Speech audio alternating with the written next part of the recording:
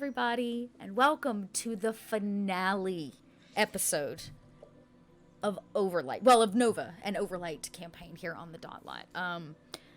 It's been quite a journey, but it is not over yet. But since it is the finale episode, there are a few things that'll be a little different tonight. Some exciting things. First off, we will do our after show live. So stick around all the way till the end. And even if you're not a Patreon supporter, you'll get to sit around and hear us talk about it now that it's kind of done. And we'll be doing some giveaways during that time as well. One big one in particular, I'll have some PDFs of the actual RPG of Overlight that I'll be handing out, the main book. But I have a very special set of spirit die in all of the colors of the shards. This is an official box. I brought it back from Gen Con last year. I've been sitting on it. I've been sitting on it until today. Today marks the day that these finally get a new home. And so you can stick around and get yourself a set. Oh, at the end, yeah, I'm sorry. I may do some PDF copies like throughout. Like we could do one when we get back from the break, but the dice will be at the end, unfortunately. I think that's episode specific stuff or today's campaign specific stuff. But I've got some very quick announcements before we go into this episode. Like I can't even imagine what it's the drama that's coming. But I'm excited to announce a few things happening both for me and here on the Dotlight. Closing out a lot of stuff this week, but new things on the horizon. First off, if you haven't been able to, or you haven't seen, I'm doing a morning show on Tuesdays and Thursdays. So we'll be back tomorrow morning, waking up with Dot, which is basically literally what it sounds like. I sit on a couch with a bunch of pillows and I drink coffee and we talk. Because I have to get up and might as well do it with all of you. So you can check that out Tuesdays and Thursdays. And I'm excited to say that even though I'm going to be postponing the next show, like pushing it back a little bit into the summer, closer to fall, Wednesday nights are now going to be a story time with Dot. I have heard the cries of more voiceover stuff, and particularly after the Overlight intro, and so I'm going to be doing my best. Bedtime stories brought to you by Dot. So you can tune in and get yourself a little sleepy time action every Wednesday night. Next Wednesday, I'm kicking off. Of course, I need to make sure that I can read these on air. And I am excited to say that Stardust will be the first story that we read live because it's my personal favorite and one of my favorite love stories. So and it's Neil Gaiman, and he said I can read his stuff live. So can everybody else. So, yeah, that's my story and I'm sticking to it. So those things are coming here. In addition, Sunday Fun Day is in the making. We'll be doing the last Sunday of this month will be the one for this month, and then we'll have 2 more months coming out as well. So lots of places for you to be able to play here on Sundays. And I'm excited to announce one big thing that I've been working on. I've been hinting at it, I've been poking at it, I've been prodding all of you to make guesses, and I can finally tell you at least this much. Coming in August, myself and a group of my friends that you know very well, at least I can tell you that Mathis and Bub are involved, we will be releasing a new Vampire the Masquerade podcast. So for those of you looking for more auditory business in your ear holes, I can promise you we will be bringing the darkness to them. So yeah, all new Kindred, a very exciting cast, which announcements will be coming soon, like public announcements for that. So yeah, let's go. That's right, let's go. So very exciting. I'm excited to say it's funded, so we're just putting it out for all of you because we want to. So you can thank some private sponsors for that, and yeah, more to come on that soon. That is, I think, all my big stuff. Obviously a lot, but some things in the works. And now, speaking of things in the works, this campaign has been in the works, y'all, since Gen Con last year. Almost a full year I've been thinking about this. And as we come into the final episode, and as these incredible folk get to introduce themselves, Jim's song just filled 2 shatter bars for all of you. The message reads, love you. So sad it's the finale. You're going to be missed. Love you all. Thank you, Jim's song. That is so sweet. Because that's basically what I was going to say, but you did it and bits fell from the sky. So I guess I guess you one-upped me. But I have to say thank you. This is one of those games that I was like really passionate about, and I would talk people's ears off, and they thought it was hella crazy. And when I asked all of you, you all came to the table with such joy and excitement, and it has shown, and your characters are amazing. So I'm gonna let you all go around and tell us who you are and who you're bringing, what character you're bringing to the table tonight. And we'll just go in order then. So Kai, you're up first. Tell us who you are and who you play. Oh boy, I don't know where my mute is. I was talking and then I wasn't talking. It's fine. I am playing. Can I go in a minute? You sure? I just had a brain fart. You sure can. You know what? We're gonna start with Jason. Jason, you're up first. Tell us who you are and who you're playing. Hey everybody, Jason T, D&D DM from Twitterverse. I am playing Aramis the Pyroi, often misunderstood, big lug of the group, but softy at heart with the rocky exterior.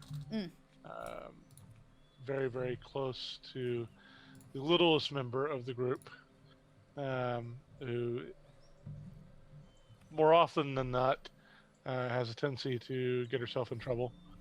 Touching things. So his main mission every day is to make sure she doesn't touch all the bad things. And you've done such a good job. I mean, you're on your way to the final shard. Yep. Success. Surprisingly enough. Surprisingly. Without falling all the way to the bottom, which is very impressive for a guy almost made of stone. I was about to say, from the man literally at the bottom that started on the bottom shard, the idea of, man, that is an existential crisis. I did not even think about that for Aramis. Like, the idea that you've always been on the bottom shard, so there's really nothing but blackness below you, but as you go up, you have more things to hit on the way down. Wow. I think there's a song about that. He started on the bottom and now he's on top. I think there's a thing there. That's just, wow. Next up is Eugenio. Hey everybody, I'm Eugenio, also known as DM Jazzy Hands, playing Charlie Tani, our Hamanu monk, one half of the pair. Our logic queen, our doesn't know how to handle emotions even after all these years queen. Damn, the logic queen. I love that so much. Yeah, she's... I don't know. We'll have to see how she is after yesterday for her, as we head up to Nova. Man, oh man. Tikara. Whatever you do, don't touch it. Don't touch it, folks. But don't you do it, Trevor. but it's really interesting looking. I know. Last week was an episode, huh? I'm just thinking about Charlie and we're gonna talk about that. Ooh. Just ooh. Ooh, yeah. I just keep like my little heart's like, I'm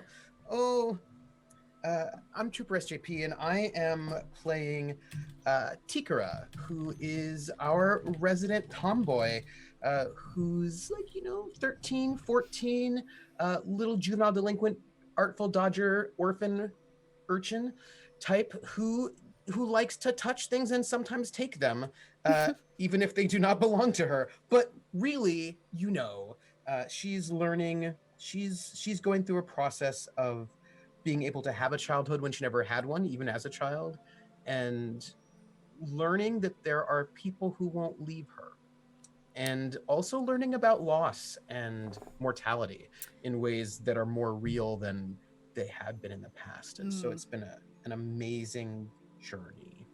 Yeah, she's had to do a lot of growing up. Yeah. And had to face some interesting things. Yeah, and I'm so excited for the after show. I'm excited for the show, but then also the after show. I'm excited for both of them together, but not at the same time because that would be weird. PJ Shamrock says we have to hydrate. Oh. If you have it, drink it. All right. Thank you for the reminder. Drink. Wow, that was really good. Yeah, and Kai. Sorry, my brain was still on work and I hadn't switched over to after work brain. No need to apologize. But I'm playing Maddox. She is a Zenith Order monk, the other half of our Logic Queen. She is our art queen, our outside the box queen. And yeah, I'm really excited after last week. It was a big week for Maddox. And that's it. I'm excited for today. I'm Syed. Excited we are. So, we'll probably pick up almost... Dot, who are you? Oh, I'm Dot. Y'all, I'm Dot. I'm Dot. Actually, you know what? Sid, I have to dab. I'm Dot. What up? There you go. No, I'm Dot. This is the place where I get to tell stories.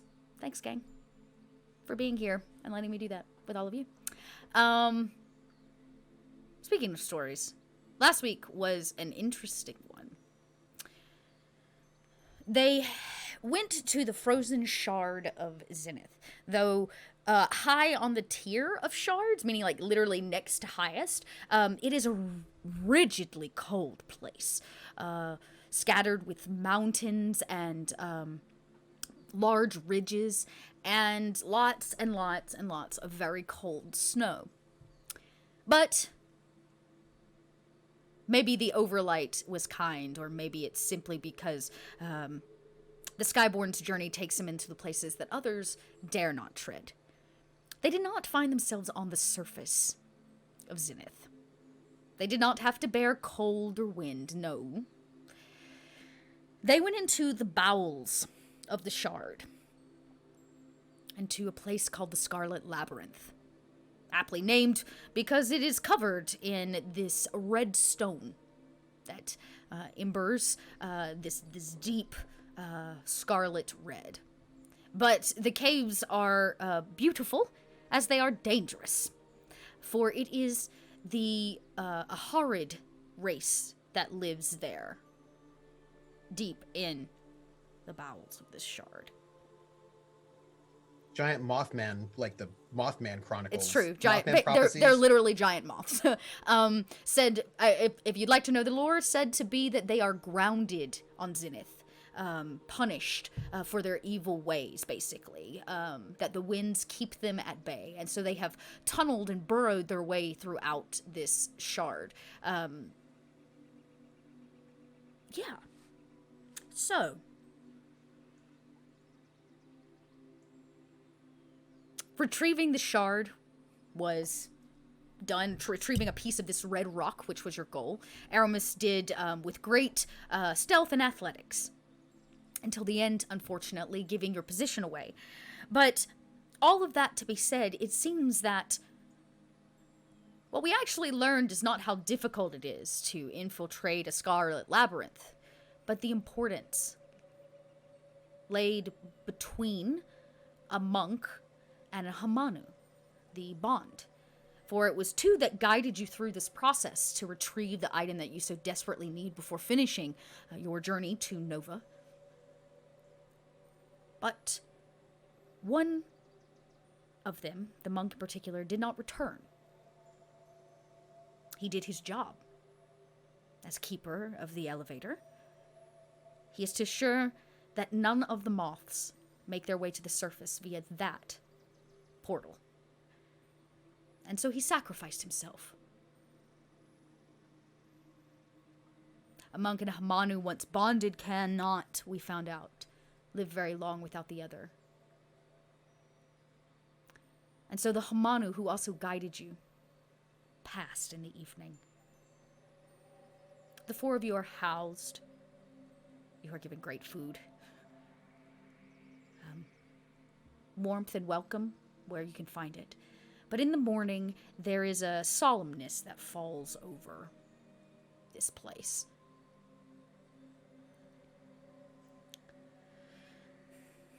As is always when a bond is broken. Your guide still waits for you in your airship, your proper guide, the Trexian. who has been with you since the beginning, who seems to hold more knowledge than most about the journey that you are undertaking. And I suspect that all four of you, maybe after some sleep, wake up the next day. Maybe you rested, maybe you didn't. But there's food on a table. And the four of you have kind of a small room to yourselves. As many of the monk temples here, they're made up of small caverns and little spaces for meditating and consuming and convening. And you've been given one. And the air and the space belongs to you now.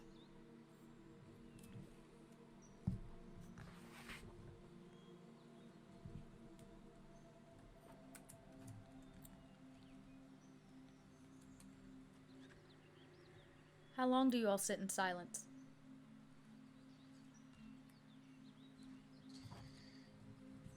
At least through finishing the meal, I think.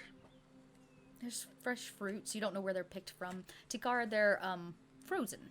It's like eating cold blueberries, almost. Because everything here is frozen. Including the fruit that seems to grow. It's kind of like snowberries, almost. It kind of, they're a hardier berry that grows in the cold. I did send you a DM. Oh, I'm sorry. Oh, no worries. Tikra would sort of pick at her food. You know what I mean? Like sort of move it around the plate in this sort of awkward silence.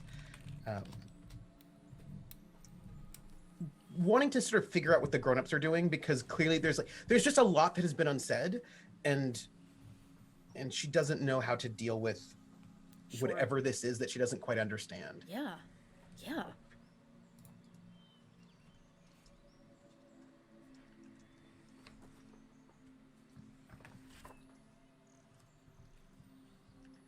Eventually, once the meal is completed, which, like I said, is mostly bread and some fruits and berries, there might even be something kind of like a soft cheese, down at the end of the table. And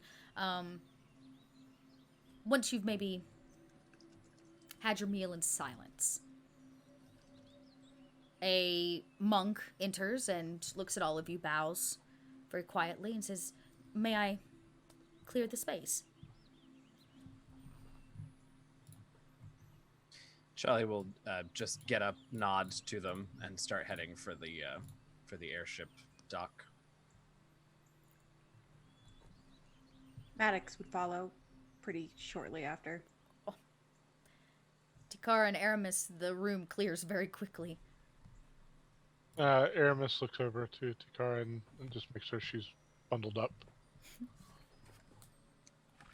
And, she's got her pack, and she's, like, bundled as best she can with not the best winter clothing possible. Sure. Because she doesn't really have winter clothing.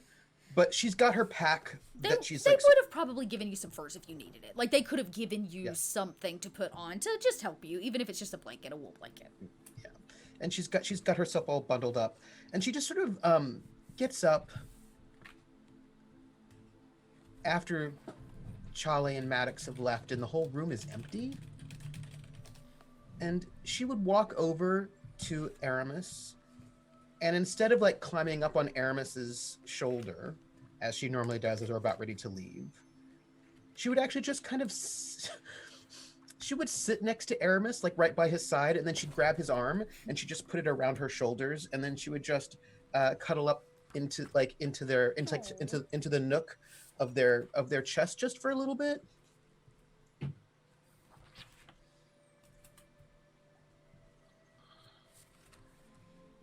Tikara, are you full? I suppose. Do you want to take some berries with you? Yeah. I gotta grab a couple and, not realizing my own strength, actually crush them between my fingertips. They stain his hands kind of a purpley color. Oh, Tikra says. And then she just like gathers up a bunch of them, actually, like she like in a bit of a like this idea occurs to her, and she gathers up a bunch of them and she puts them in like probably like a handkerchief. Sure. right? And she gathers them all up really tight, as if she now has an idea that might make everything better. And then she very carefully puts them into her pack. Easily done. You pack up. She takes a lot of them. She doesn't take she's like, if there are any berries here, I'm going to take them. Okay. Yeah, and it's probably after the eating of everything. There's not much, just like the bottom, what I call the scomblies, the what's at the bottom of the bowl, and you are able to kind of bind it up after accidentally being squished in Aramis's hand. And she takes the bowl. And Tikra, she takes the bowl. in Pyre, berries are often used for dyes and paints. That's what I was thinking. And she just gives you the biggest hug. That's what I was thinking, because we didn't get anything from Maddox. Now we have something for her.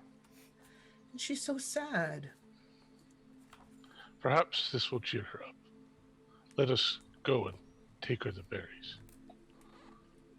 And with also the stolen bowl that she's also put in her pack. Yeah. I imagine if you went through Tikra's pack, there'd be a lot of really random things from each of the shards we've been on. But also terribly practical. Like a bowl is a practical item to have. You know what I mean? Yes.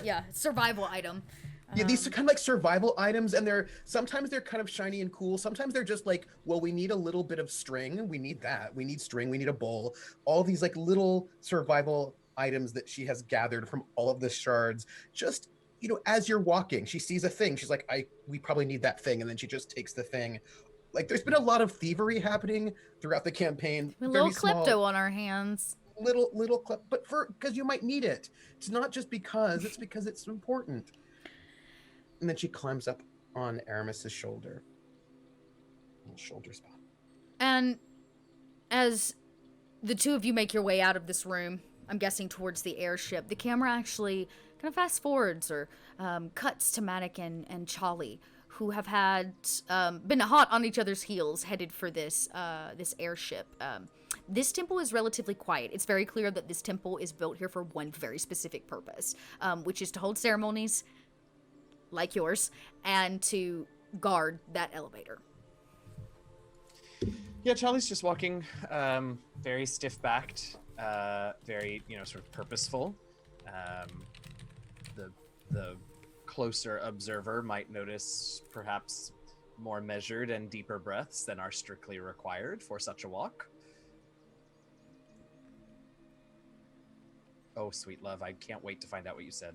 Golly.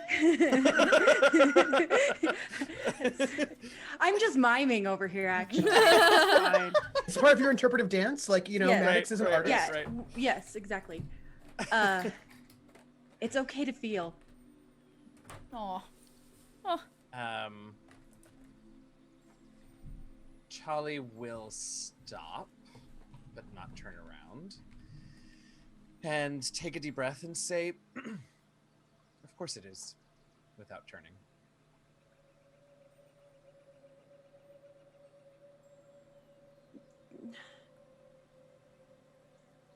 I don't know what to say to make you feel better.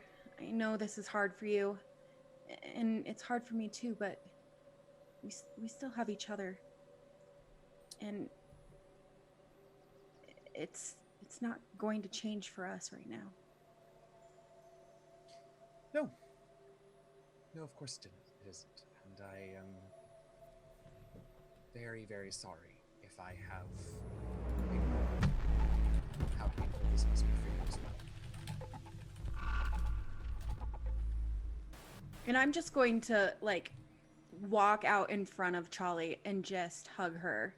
Really not having any more words, but just knowing it seems like she's resorting back to logic and trying to pull her back into being, the compassion and it's perhaps a bit cliche, but maybe for a reason that Charlie stands there sort of without, doing the motions of a hug, but not really removing the big long pole from her ass. And then she just loses it. Leans on Maddox. And It doesn't go on that long. A few seconds. It's a lot in a few seconds, but after a few seconds, she takes another big breath and sort of, perhaps less angrily, straightens her spine and looks at Maddox and says,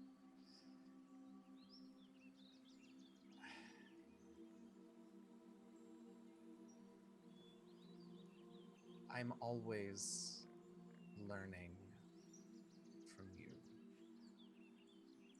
And I guess we were fortunate that I never had to learn truly about grief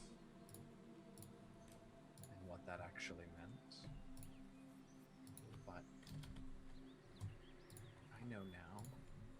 And it's terrible. But I'll be okay. It is pretty terrible. But the fires and Pyro know that I'll always be learning from you. Whether you want to or not. Are you scared? I'm really scared for Nova. Yes. No research, no scientific study can possibly prepare us for what we'll see there.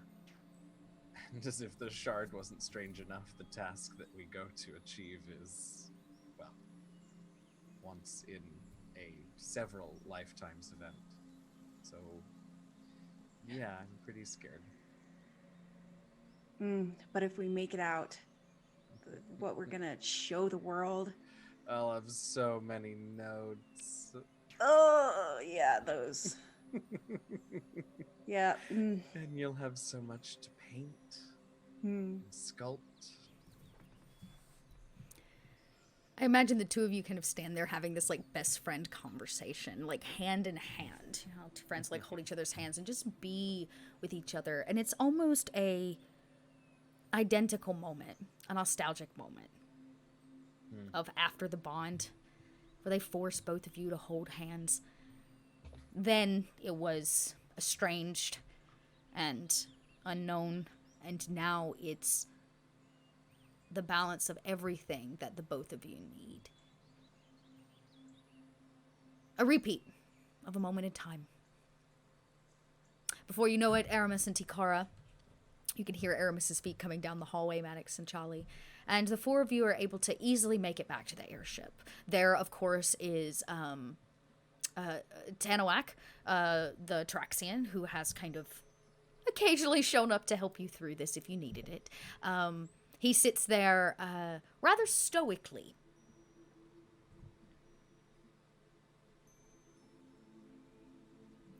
Tikara approaches Maddox once they get into the air, like waiting until we've left the shard. Sure. Because that seems appropriate. Like, you wait until you're traveling before you have some of these conversations. Correct. I don't know why that seems appropriate, but it does. I suppose because you can't leave, because you're already You're in the air. stuck in the conversation.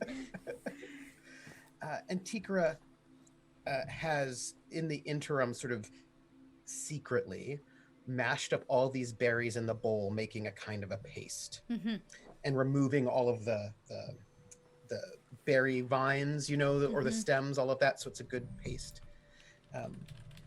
Probably, I imagine if these are frozen berries, kind of a little bit like a slush, you know what I mean? Like a little like a slushy sort of a paste. And just holds up this bowl full of berry mush to Maddox and says, I didn't want you not to have a pigment from Zenith. Oh, that was so incredibly thoughtful of you. Aramis thought so too. We both came up with the idea. It's a great idea. Do you want to paint with me? No. Why?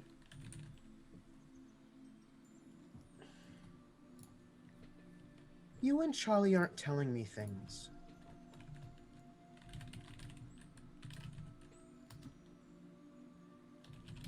It's hard sometimes to share how we're feeling when we want to protect our friends.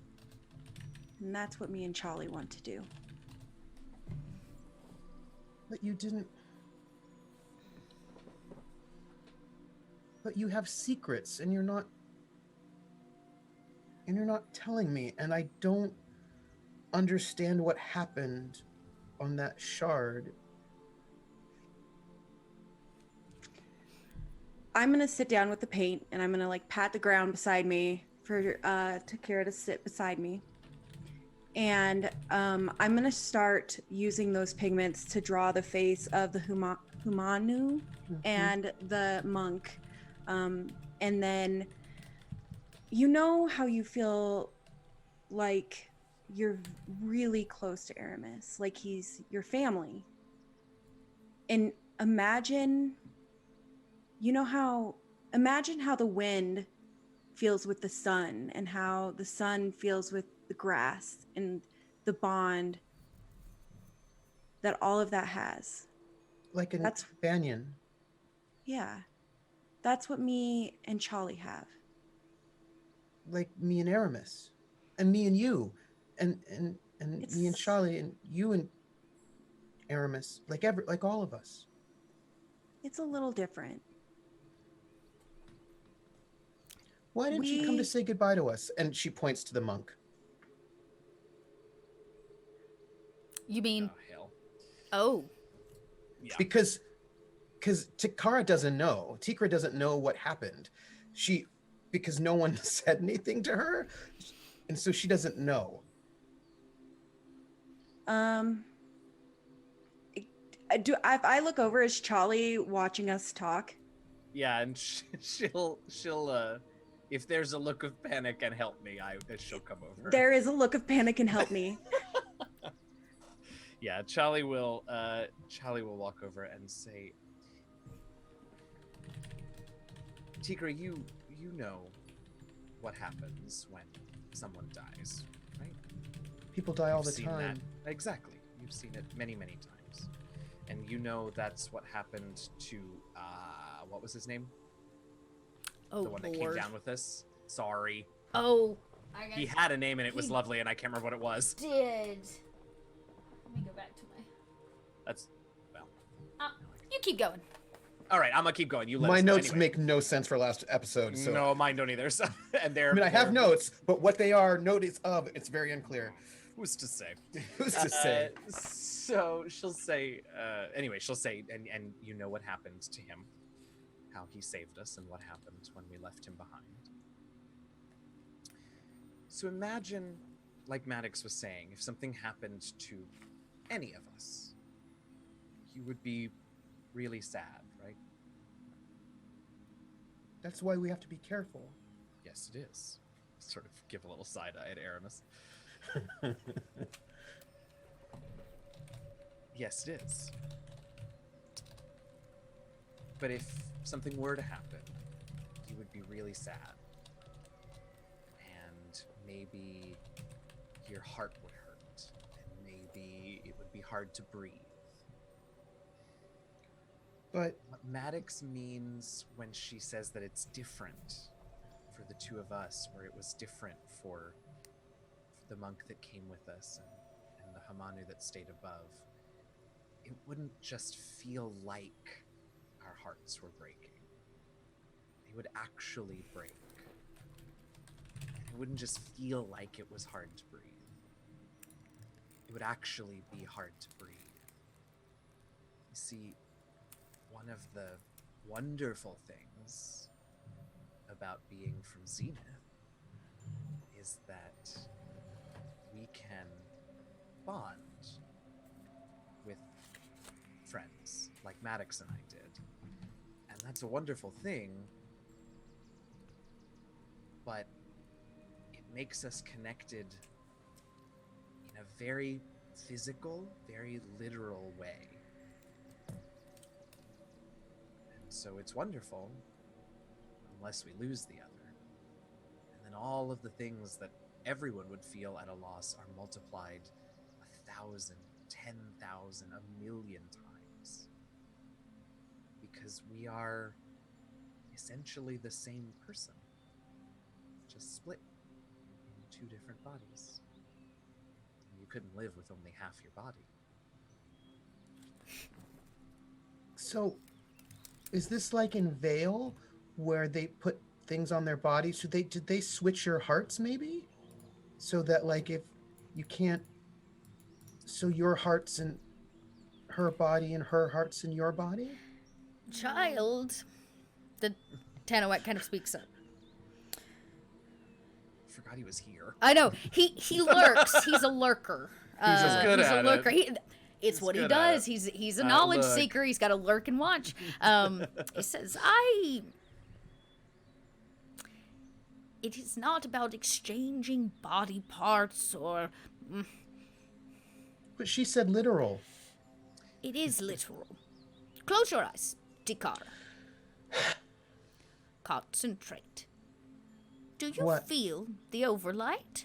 Oh, Can you feel it? Of course you can, Wait. Tikara. You're a Skyborn. like wait, let me think. It's like she's her mind's in all of these spaces, so she has to like center herself a little bit, and it takes her in her very energetic child Sif a little bit a moment before she can key in. She's like, Feel it. yes. Okay. Maddox and Charlie, they also feel the overlight. When they bonded, they did not just become friends. The overlight passed through them and into the other, sharing a part of what makes them Skyborn with each other. They are deeply rooted. And unfortunately, when one perishes, so shall the other. But we cannot live without a part of ourselves, as Charlie so very well said. It is not about exchanging hearts and replacing limbs, but about a part of our core, our essence, something much deeper than skin. Why do you do it?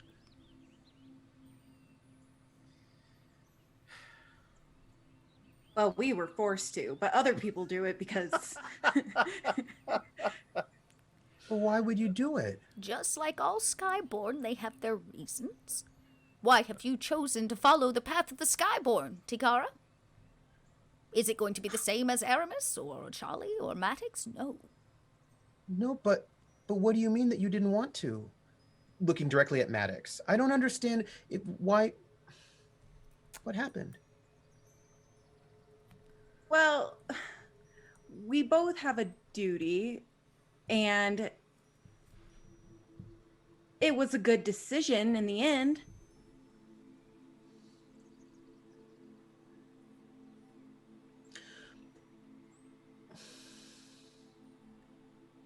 Could I bond with Aramis in the same way? No. It is a special ritual held between a Hamanu and a monk. So why did you do it if you didn't want to? Who made you? And you can see that she's getting her like protective Tikra, like somebody made her friends do something. There is a long and complicated answer to that, Tikara, but the version that I'll give you right now, and then we should probably make sure we're not going to crash into the underside of Nova or something. But the version that I'll tell you now, in preparation for telling you the full story, is that imagine, well, okay, we've done enough imagining. Nope, going. Yeah, child. Yeah, The reason- child. yeah. The reason that I'll give you now is that we had to, because as Skyborn, it would have put someone else at risk if we had bonded with them. If I had bonded with a non-Skyborn monk and then left to go on this adventure, have been very, very hard for both of us. Maybe so hard that I wouldn't have been able to do what I've done so far, and you all would have had to do this all without me. But why do you have to bond at all? Well, that's a difficult thing to explain to someone who isn't from Zenith, but I know you won't like to hear this. But maybe when you're a little older, I know, but there's a lot of reading involved if you really want to understand it. You don't want to understand it that bad, trust me. Tanawak says, "Pish posh. Come here, Tikara. I'll explain it to you." He says, he pulls out a sack, like a little baggie. It seems weighted with something heavy. And he spills it out on the floor of this airship. They're almost like the size of dominoes. They're like these little metal or made of some kind of dark stone. He says, "Have you ever seen a magnet, Tikara?" Toys, but not mine. Step back. And he kind of, in his old way, waddles, and he sets one up. And he sets a bunch up of it around it, but he kind of, he very specifically places them. And he says, "Do you see this one?" And he goes to the other end of the airship, and he kind of sets it down. He says, "This magnet, and one of those magnets, only one, will connect with each other. The rest of them are negatives, wrong sides. They push instead. I'll show you." And the one that he's got near his feet, he kind of kicks it, and it slides across the floor, and it gains momentum. And as it gets close to this kind of stacking of magnets, the rest of them back up. And the one other magnet slaps to it. "It is not always our choice to own our destiny, Tikara. Our fates. Some things are interwoven from the beginning. Like Maddox and Charlie. Drawn like these two magnets in a sea filled with negatives. They are bound to each other because fate has bound them." Tikara reaches out for the two magnets. He Because that seems very interesting. He hands them over. Yeah, he hands the magnets over. And she does that thing where she tries to pull them apart and then like feels the pull of them. Yeah, he says, "Slide." Oh. He's there, and then they come apart, yeah. And then like she looks at Tikara and Maddox, puts the magnets back together again. Maddox and Charlie. And she says, and then she thinks about it, she slides them apart again, and then she gives one of the magnets to Maddox, then she gives one to Charlie. And she says, "Nobody's supposed to make you things you don't want to do. My mom told me that before she died. And I want you to know if anybody tries to make you do something you want to do again, you can tell me. And I will tell them not to." We'll be sure to come straight to you, Tikara. And then she just gives Charlie a hug because she feels like Charlie needs it a little bit more. So much fur. So much fur. And then she gives Maddox a hug. And then she says, "You're not supposed to keep secrets from family. So don't do that anymore." It's about this time that Tanawak says, "Ah, we've arrived." You have not arrived on Nova. You've arrived on a very new snowy location. Actually, kind of in the valley of a few mountains. There's like a flat landing piece that's all ice. And this ship comes in and lands. And somewhere in the Overlight, something shatters, changes. You will not be taking an airship to Nova. Oh. You land. And he says, "Well, this is where you get off." Is this Nova? No, in fact, airships do not fly that close to the Overlight. People are rather superstitious, so I had to pay a kook to fly you there. And he points out as the airship like door drops open, it is like snow, wind. It is like just devastating outside, and you can see just partially through it a fire and it kind of lights up, and you can see from it there's a basket, and a balloon begins to inflate. Pyroid balloon! And Tikra just kind of starts running towards the balloon with the one fur that she had from Zenith, because she is super excited about an Aramis thing, and the balloon was so cool.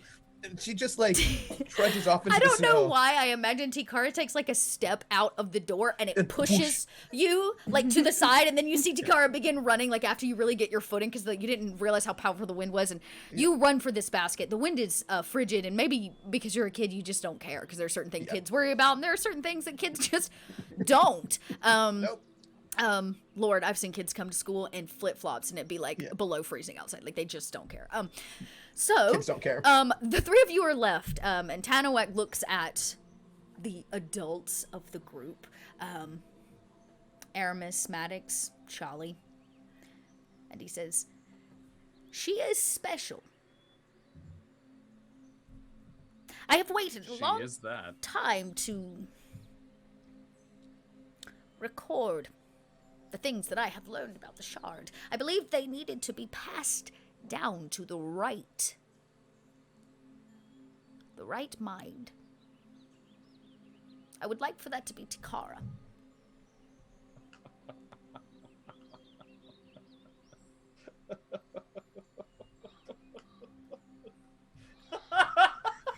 I'm sorry, did I miss the joke?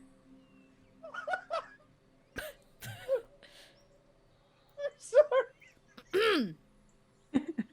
He looks at Maddox like, control! You're the Hamanu! Like,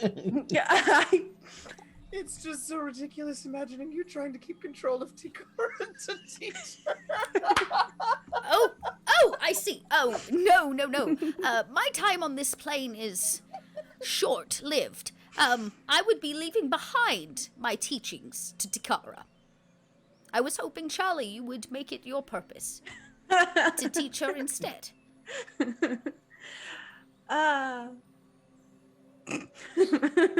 Look at it this way, Charlie, you'll get to talk a lot. I'll take that with me. Many years ago, I underwent the same endeavors that you are currently undergoing.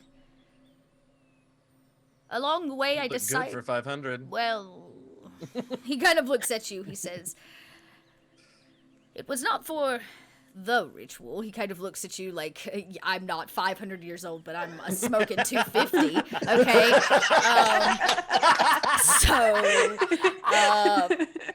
All right, and he says, "No, I was not as welcomed. I sought something different, not the true purpose. I learned of such a ritual through a scroll, something that did not belong to me. And my younger self was rather enamored with the idea of forsaken knowledge. So I went seeking all the items you currently seek.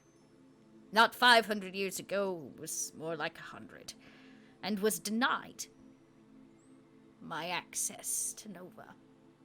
I cannot accompany you there. I have already paid the price of my life once. Now I am just biding the clock, so that all the things I learned, from shard to shard, could be passed down to a young mind, to another Skyborn. And as I said, I think it should be Tikara." And he reaches in the same bag he pulled the magnets from. He probably has tchotchke items galore, like weird old man things, like candies and magnets and papers. Okay, is this why he's picking Tikara? Because we both have a bag full of tchotchke? Because you have a bag full of tchotchke items. Kindred spirits. Right, and with their kind of claw-type hand, reach in and pull out a book, a hand-bound leather book. Nothing really special about it. And he simply hands it over to Charlie.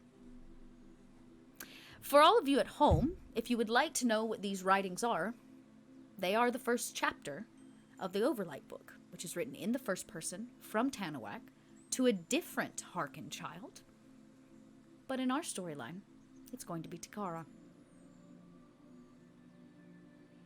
And he says, now, Scuttle, you have a very long, and he kind of looks out at this rickety. Now that the balloon is inflated, y'all, this ain't no balloon from Pyroy. Like from Pyre. This is no Pyroy balloon, okay? This is like a janky makeshift, like got a propeller on the end. This is the only dude that would take you to Nova. And this is the only guy that would do it. And he kind of looks out and he says, it looks like you will have a very long journey. Yes, it is made together by stitched together bloomers. Chat, it is a stitched together bloomer balloon. Because you called it. And after all of you manage your way out, unless anything is left to be said to Tanawak.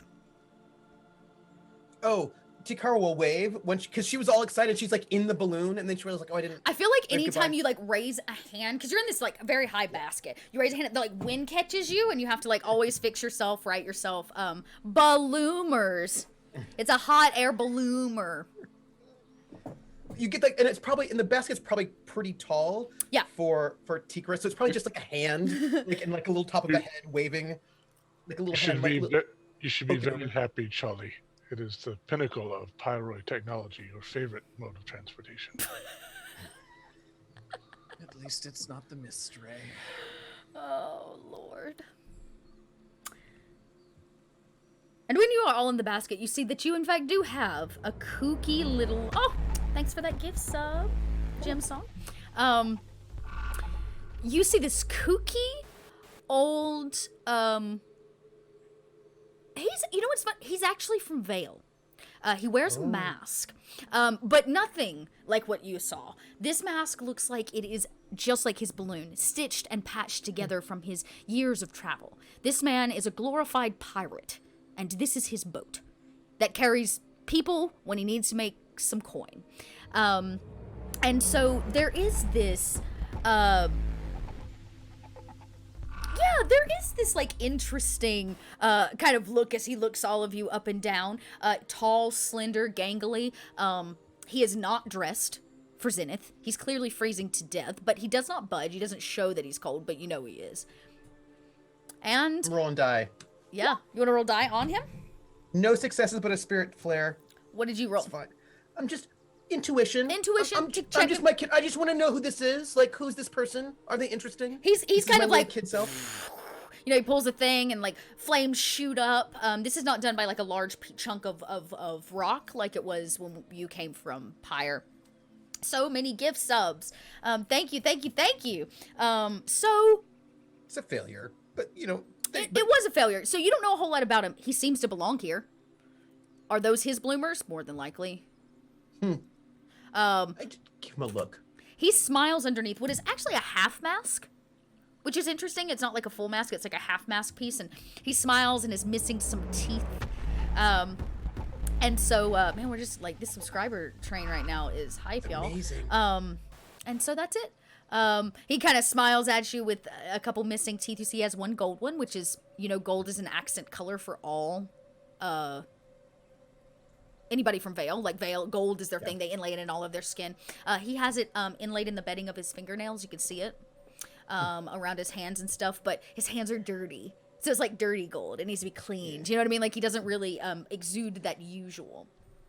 So Chikra does not care about dirt, for heaven's sake. But she just looks at him and she tugs at his patchwork jacket, probably coat. Yes. He looks down again, pulling on this chain, and the flames like illuminating his face. What's your name?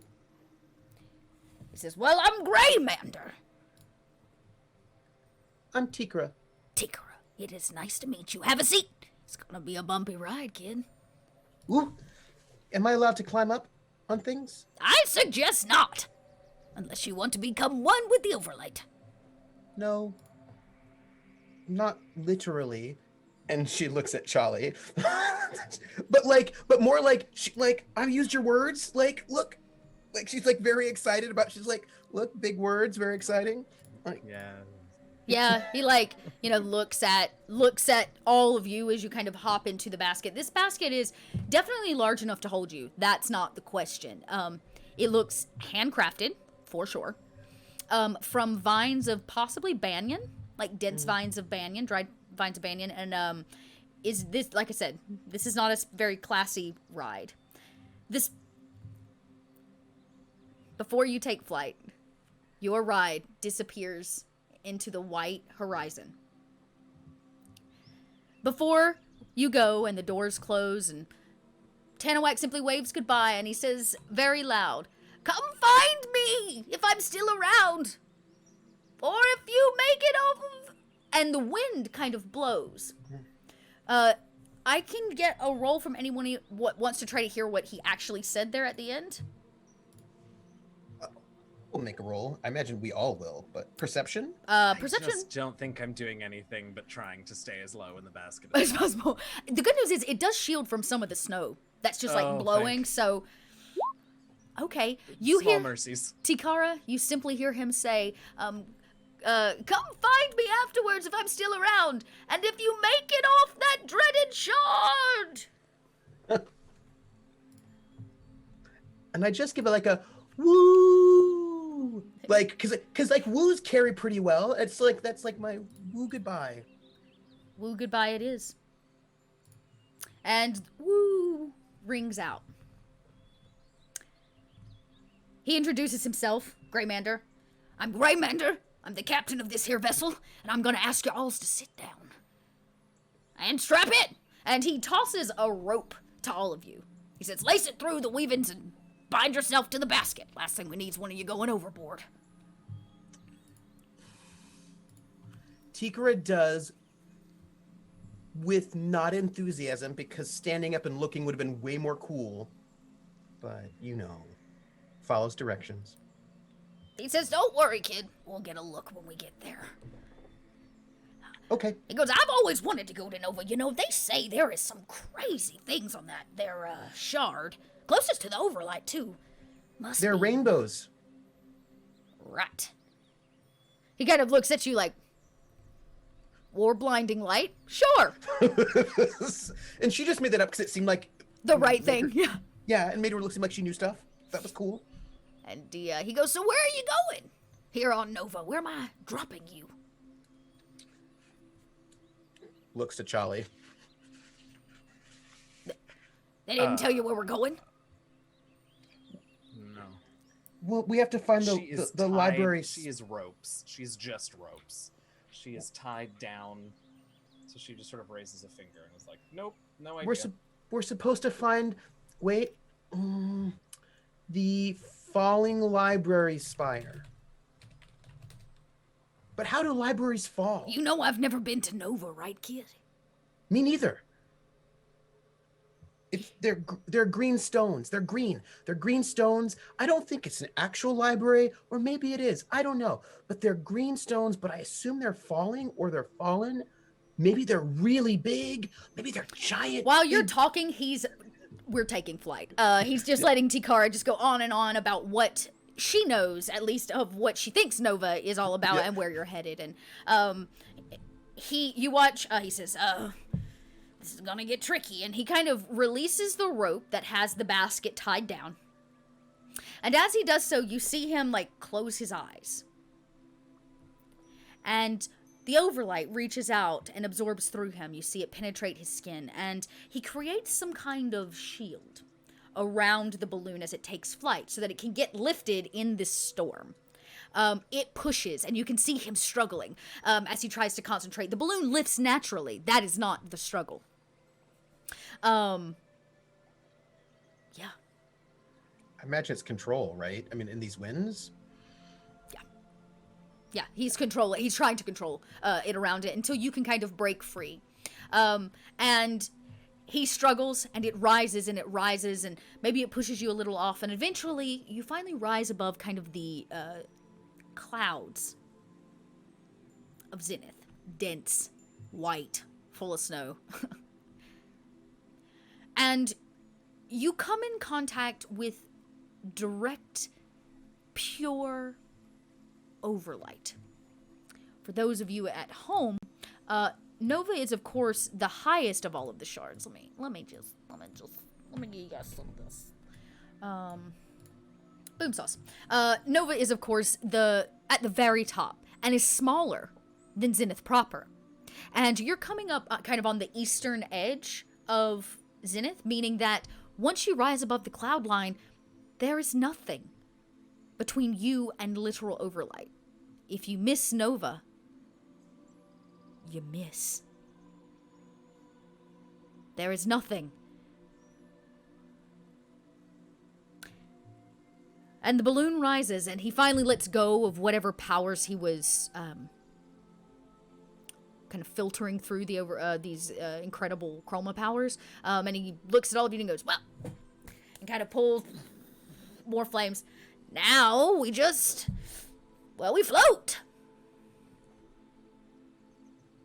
Oh, and he says, you wanted to look. Here, have seas. And he steps to the middle of the basket and kind of taps his foot, and you realize a door plops open, and it looks straight down. It's about 1.5 feet across, just a circle. He's made this kind of makeshift door. Hey, welcome in, Raiders. Hello, Raiders. Thanks, Grant. And you look straight down into nothing but cold clouds and Zenith landscape directly below. You might even catch another shard beneath it peeking out. An island of Quill here that floats in a strange way. You see as far down as your eyes can take you. You were at the top, Tikara. Tikra does that thing. I don't know if you've all done this, but where she lays flat on the basket floor and she pulls her hands on that door and she just like peeks herself over so her head is just like peeking out over into the emptiness of space. Aramis, do you like grab Tikara's belt? I imagine you have to reach out and just like ground her. Yeah, I mean, it's more along the lines of like just hooking a little finger into part of her clothing. Yeah, exactly. And my other hand is like this. Oh my god, it's so bright here. This is horrible. So bright.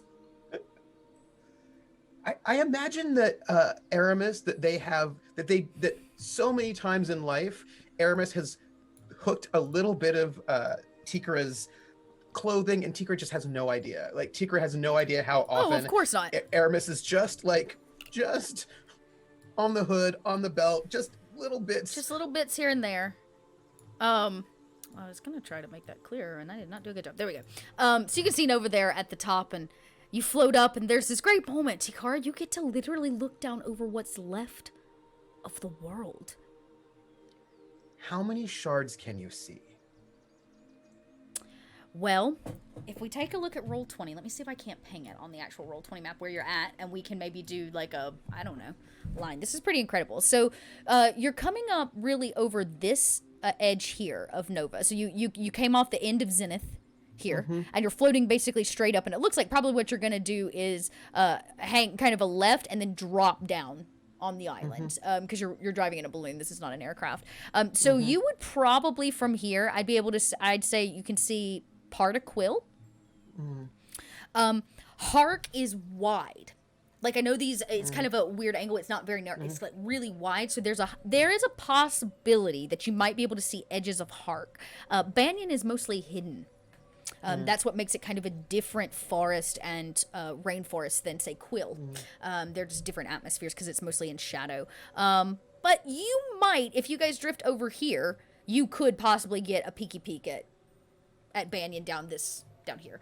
So it just kind of depends where you're at, but you probably get a peek of a shard here, a peek of a shard there, seeing the stacking because of course there is no orbital rotation. This is not a world. This is not a planet. There is no weather. There's no setting of suns and moons.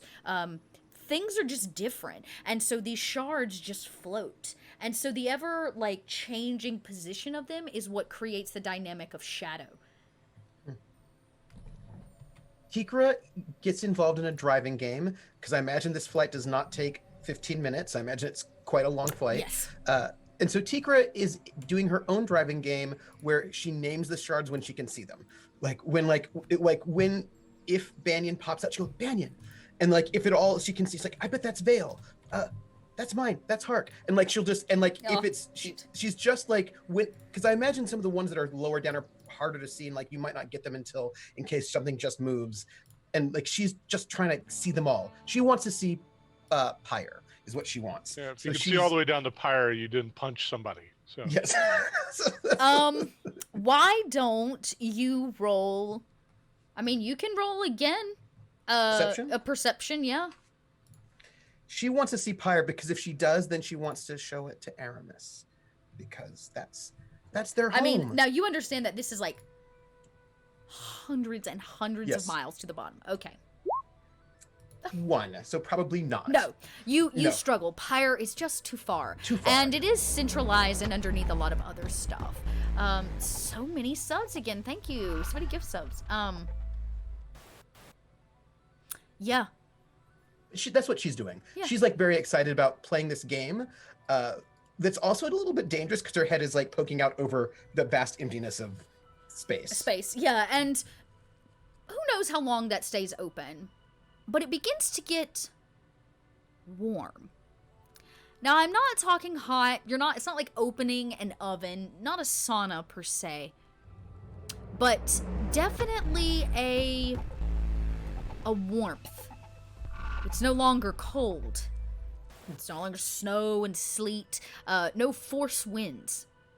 When you come up and begin to crest over the edge of Nova, in fact, there are no winds at all. There are no clouds. It is flat. And this sandy color, a vast desert, in fact. No greens or blues. No lakes. Nothing. But vast nothingness. And he goes, well, now would you look at that? He even leans over. I say, ain't seen nothing so empty and... Well, I ain't never seen nothing so empty. What do you think it feels like on your feet? Oh, I don't know, kid. I'm not putting my feet on that place. Cursed, I believe.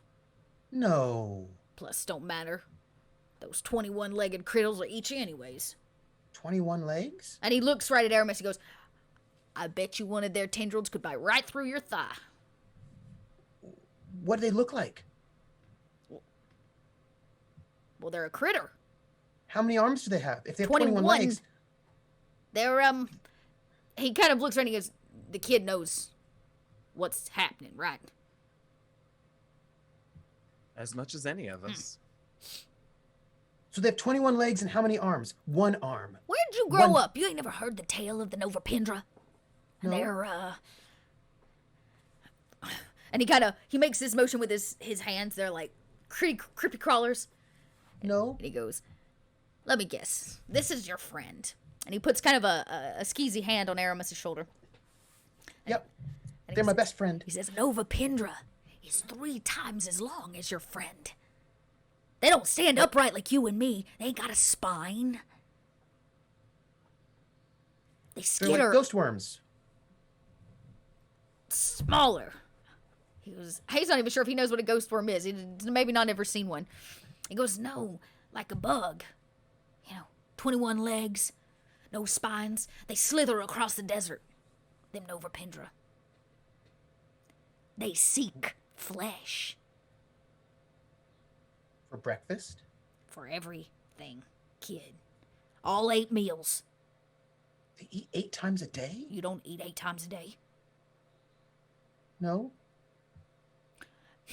Well, clearly you was raised wrong. And he kind of slaps you on the shoulder. More than likely, Vale is one of those places that's like, we do tea Yeah. and crumpets. We do a Yeah. thingy here and a thingy there. And they eat like 5 times a day. Yes, totally. But he's turned this into basically his means of being a glutton, which means that he probably has a lot to eat every day, even though he's so frail thin, that metabolism. And yeah, he simply says, as you kind of come up over and look over, he goes, can't trust those critters.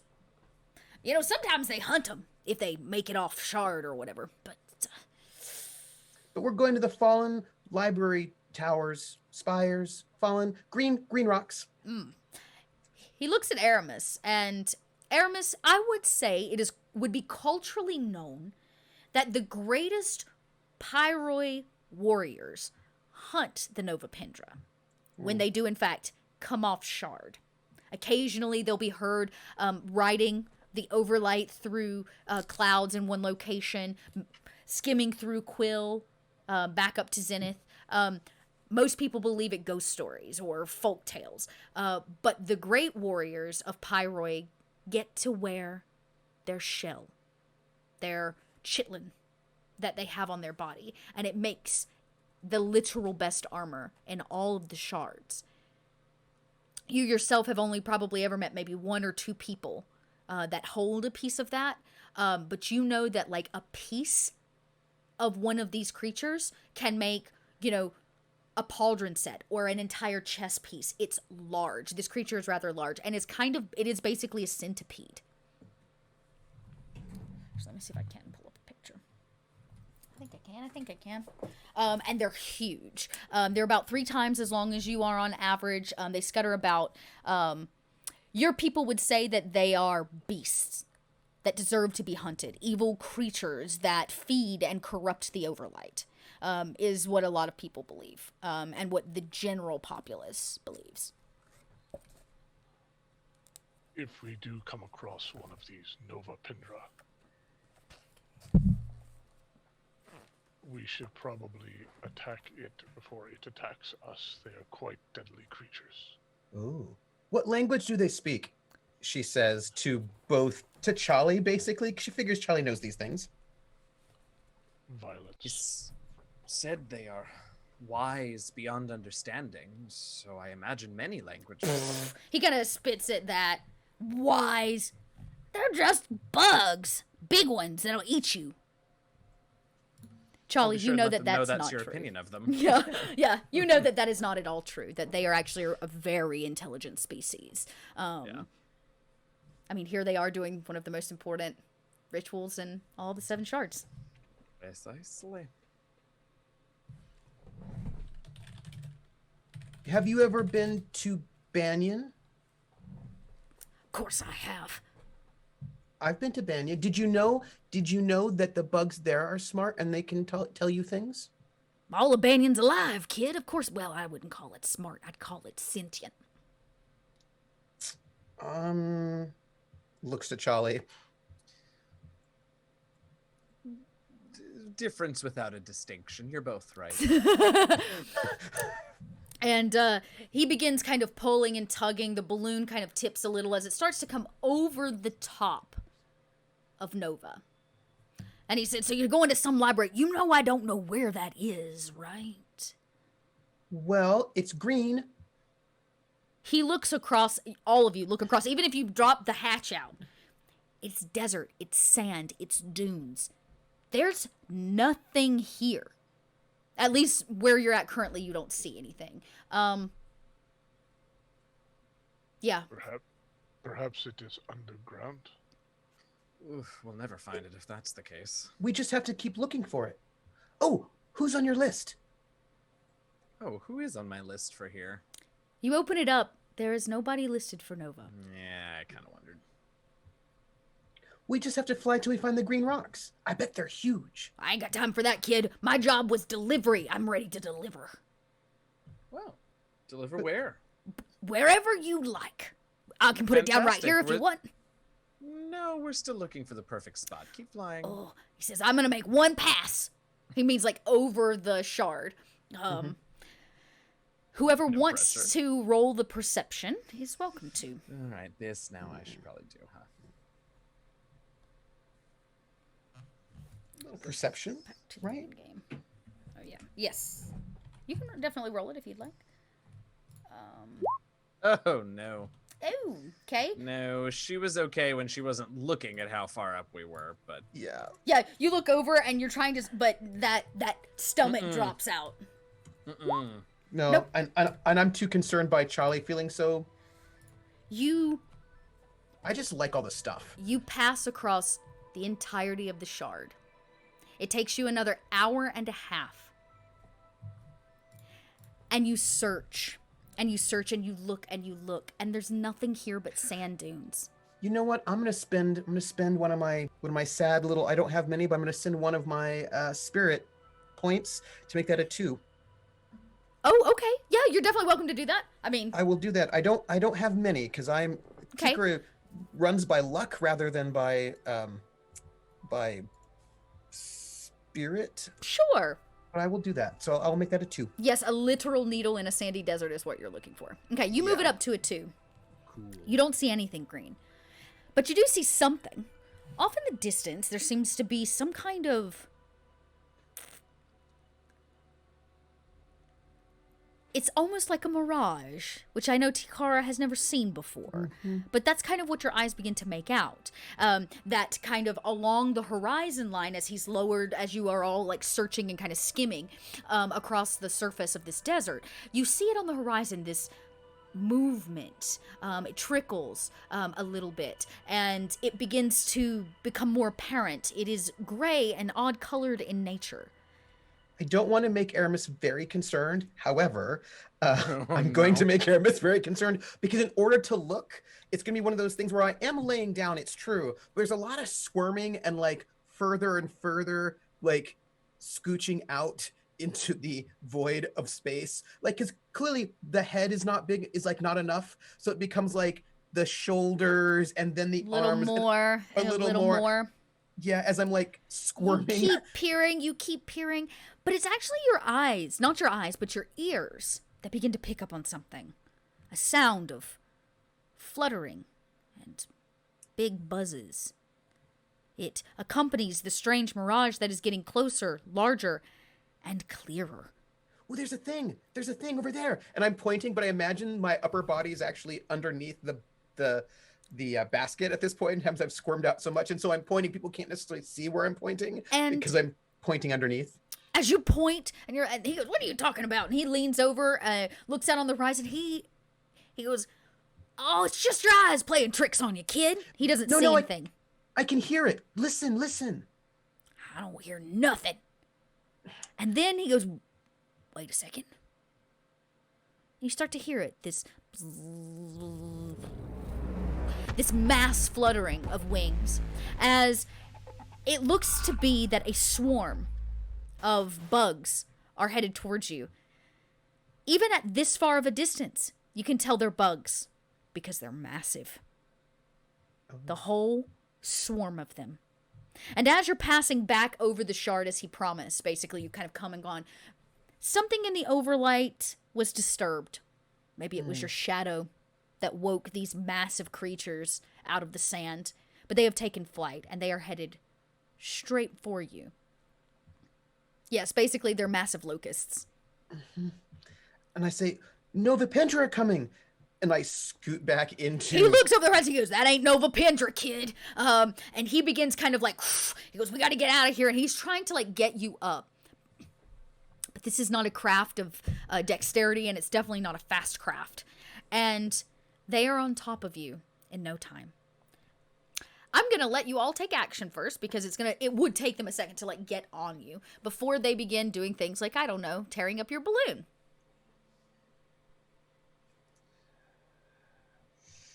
Oh, that was our second shatter bar, by the way, if I didn't say that. Oh.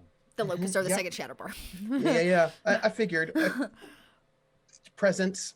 How high up are we?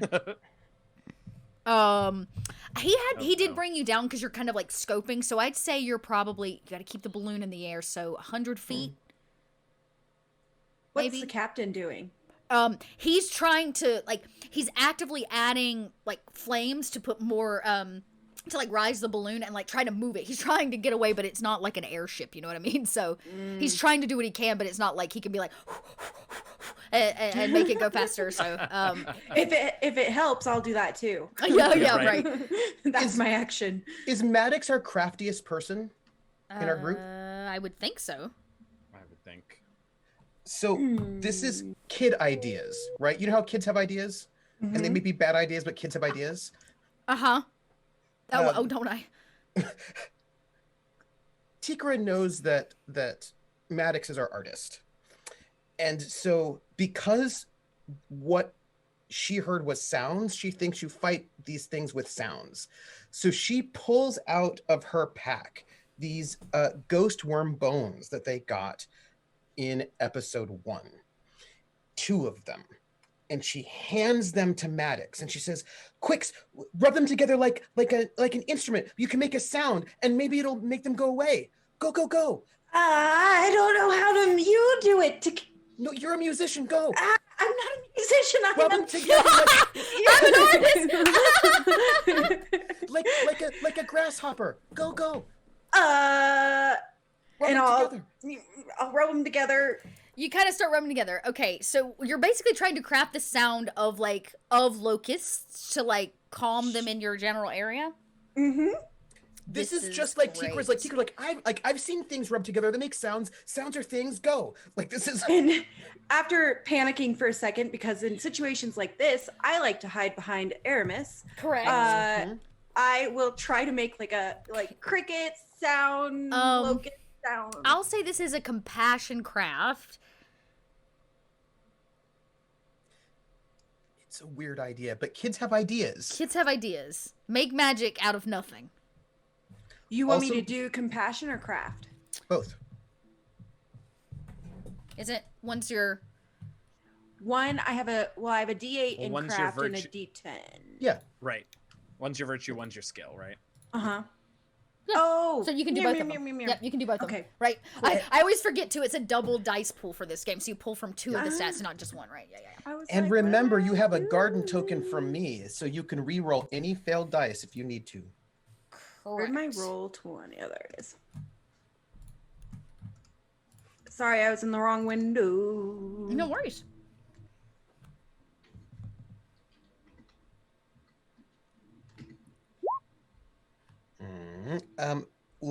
So you were successful in, you can re-roll, if you spend your garden token, you can re-roll 3d10 and 1d8, if you would like.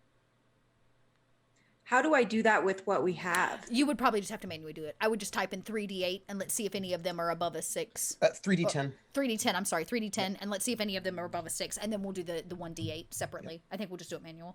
Yeah. Hey, you did get all 3 successes. More. 3 more. Okay. 3d8. 1d8. 1d8. Okay, so... That's 5 successes. Oh, does it get added in addition to? Yeah. Oh, yeah, because it's already the 2. Yeah. Yes, okay, you're totally right. Great. So that's 5. Yes, okay. Your garden token's gone, though. The garden token is gone. That's good, though. We needed to use them, right? So, that's really great. A 5. You begin kind of rubbing these things together. It takes you a second. You're trying to hear them. You don't even know what sound they make. You don't even... Right? So you're just trying to, like, rub them and scrub them until you can, like, figure out exactly what it is. And what you end up actually doing is taking kind of the point, like, where it comes to a point, and grinding it up the other one. The way you might treat, like, a whetstone, almost. And the way that tiny sound, like, down it begins to make the sound that you kind of need. And then it kind of might actually sound like it, Maddox, and then you begin kind of chirping. Maddox begins chirping as she's like taking these things and grinding it. Will it soothe them is the real question. And will they hear it? Is the next question. We'll find out. You succeeded. You did it. You sound like a large locust, like trying to like, as you're like running this thing up and down and up and down. You're like trying your best to make a natural sound. Anybody else want to take action? I immediately screamed to the captain to stop trying to take us up and land us. Stupid fool, land us now. I told you I'm not getting off here. They're going to rip the balloon to pieces. Oh. Okay. He cuts the flame. The balloon begins to sink very quickly and lose air very quickly. Anybody else? I mean, no, if we're going to start landing, if we were going to stay up in the air, but Charlie thinks this is also probably the better choice, so. And you I'm just realize that being a little the scared. longer that this flame is off, the faster you begin to fall. And you don't have very long to recognize it. He looks at you and he goes, it's a slow process, man! I'm gonna need everybody to brace for impact. Does the sound do anything to those locusts at all that we can see? Well, they were coming right at you and you just went and fell out of the sky. So they're gonna have to dive now. They're basically gonna have to make their turn. Everybody, yeah. I need, Athletics? yeah. It is... Yeah, I would take an athletics if anybody else wants to roll something other than athletics, because I know that's not everybody's greatest. Basically, this is it's a impact roll, so it's actually resistance. Okay. It's might resistance. Now that I'm thinking about it. Mm-hmm. Out loud for all of you to hear. No, I'll just jump at the last minute. Hey! Okay, so we got... No successes for me. I'm not mighty. I'm a little kid. You are a little kid. And we got a 1, so also another not success. But we got Rough. a 2. Fail. And guess what? Maddox gets this. Was Maddox, right? Yeah. Kai, you get a spirit die. Maddox gets one. Ooh. So make sure to take... Yeah, or, yeah. I mean, a spirit point. I'm good at like Okay, Aramis. I see you. Do you want to up Dangling that to a around 2 Yeah, to I'm make it gonna a take success? it. Yeah, I'll take it to a 2. Yeah. Okay, he's also got to roll.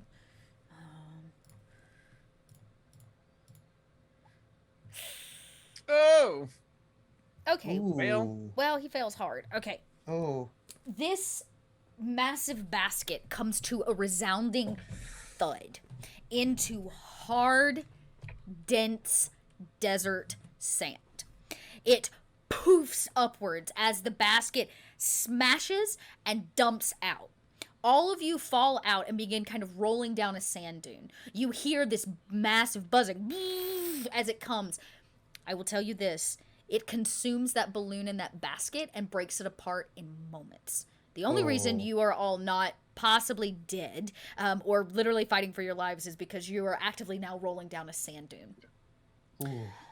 Tikara, Charlie, Aramis, all of you take quite a bit of damage, both from the impact as well as the fall, kind of like tumble down till you hit bottom.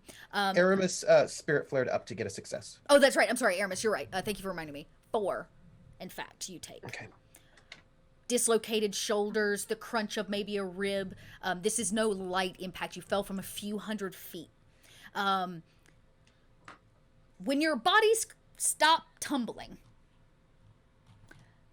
and you come to the bottom of this dune, the locusts have kind of flown off.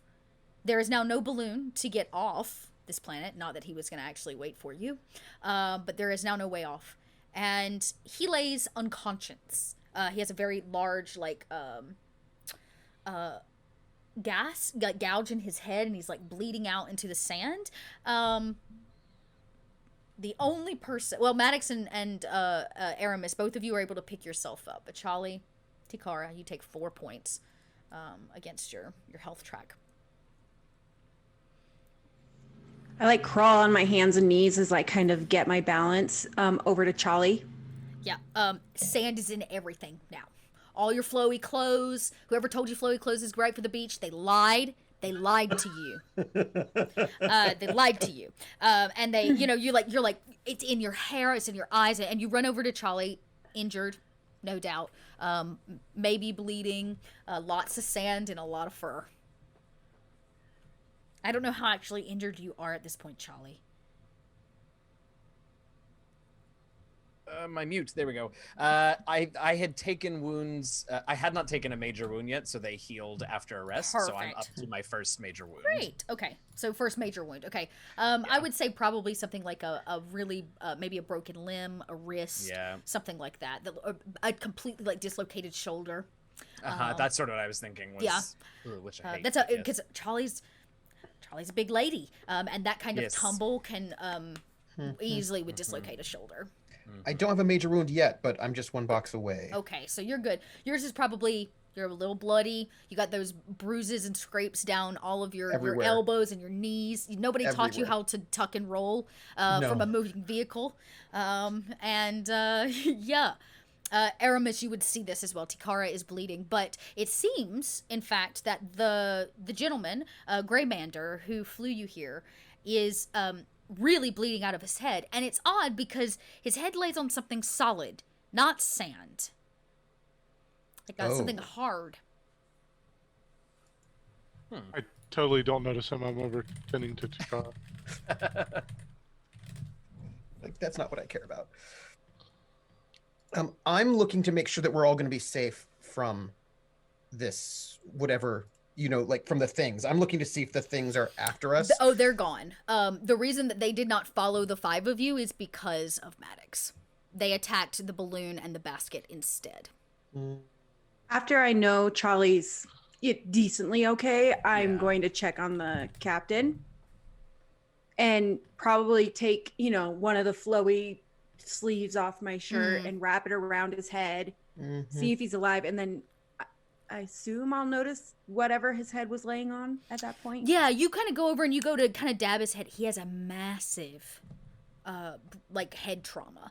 It's completely cracked his skull open. He's bleeding out, and as you kind of pick him up and try to band it up, you see his head hits something, like I said, solid. Polished is not the right word, but crafted stone. And even if you kind of clear it away, it's almost like buried ruins, almost, possibly, at your feet. And you can even kind of feel around. There's some harder spots. Like, even if you clear the sand, this may be part of something that was here long, long, long ago and has long been forgotten. But it's deeply buried. But he hit his head on something. What color is it? Sandstone. Charlie, I don't know what this is, and I probably should take care of the captain, but do you want to... There's something here. Yeah, Charlie will head over and slowly sort of... I don't know, she's got her pack, so she'll sort of put the pack on in front to try and, make a little sling. Oh, yeah, that makes sense. And then it won't work great, but it'll be better than nothing. Nothing, yep, you gotta elevate it. And she'll go over and have a look at whatever there is to see. You use the other good arm. Even Aramis. Oh, no, Aramis taking care of Tikara. You kind of pat around. You even feel around the edge. You don't actually figure out what it is. It seems to be either a foundation, meaning like this could have been a road, could have been, or it could be the top of a building. You don't know. But the sand here is far too dense to know what it is, but something tells you that something was here and it has long been forgotten by the sands of time. Yeah. It's as good a place to start as any.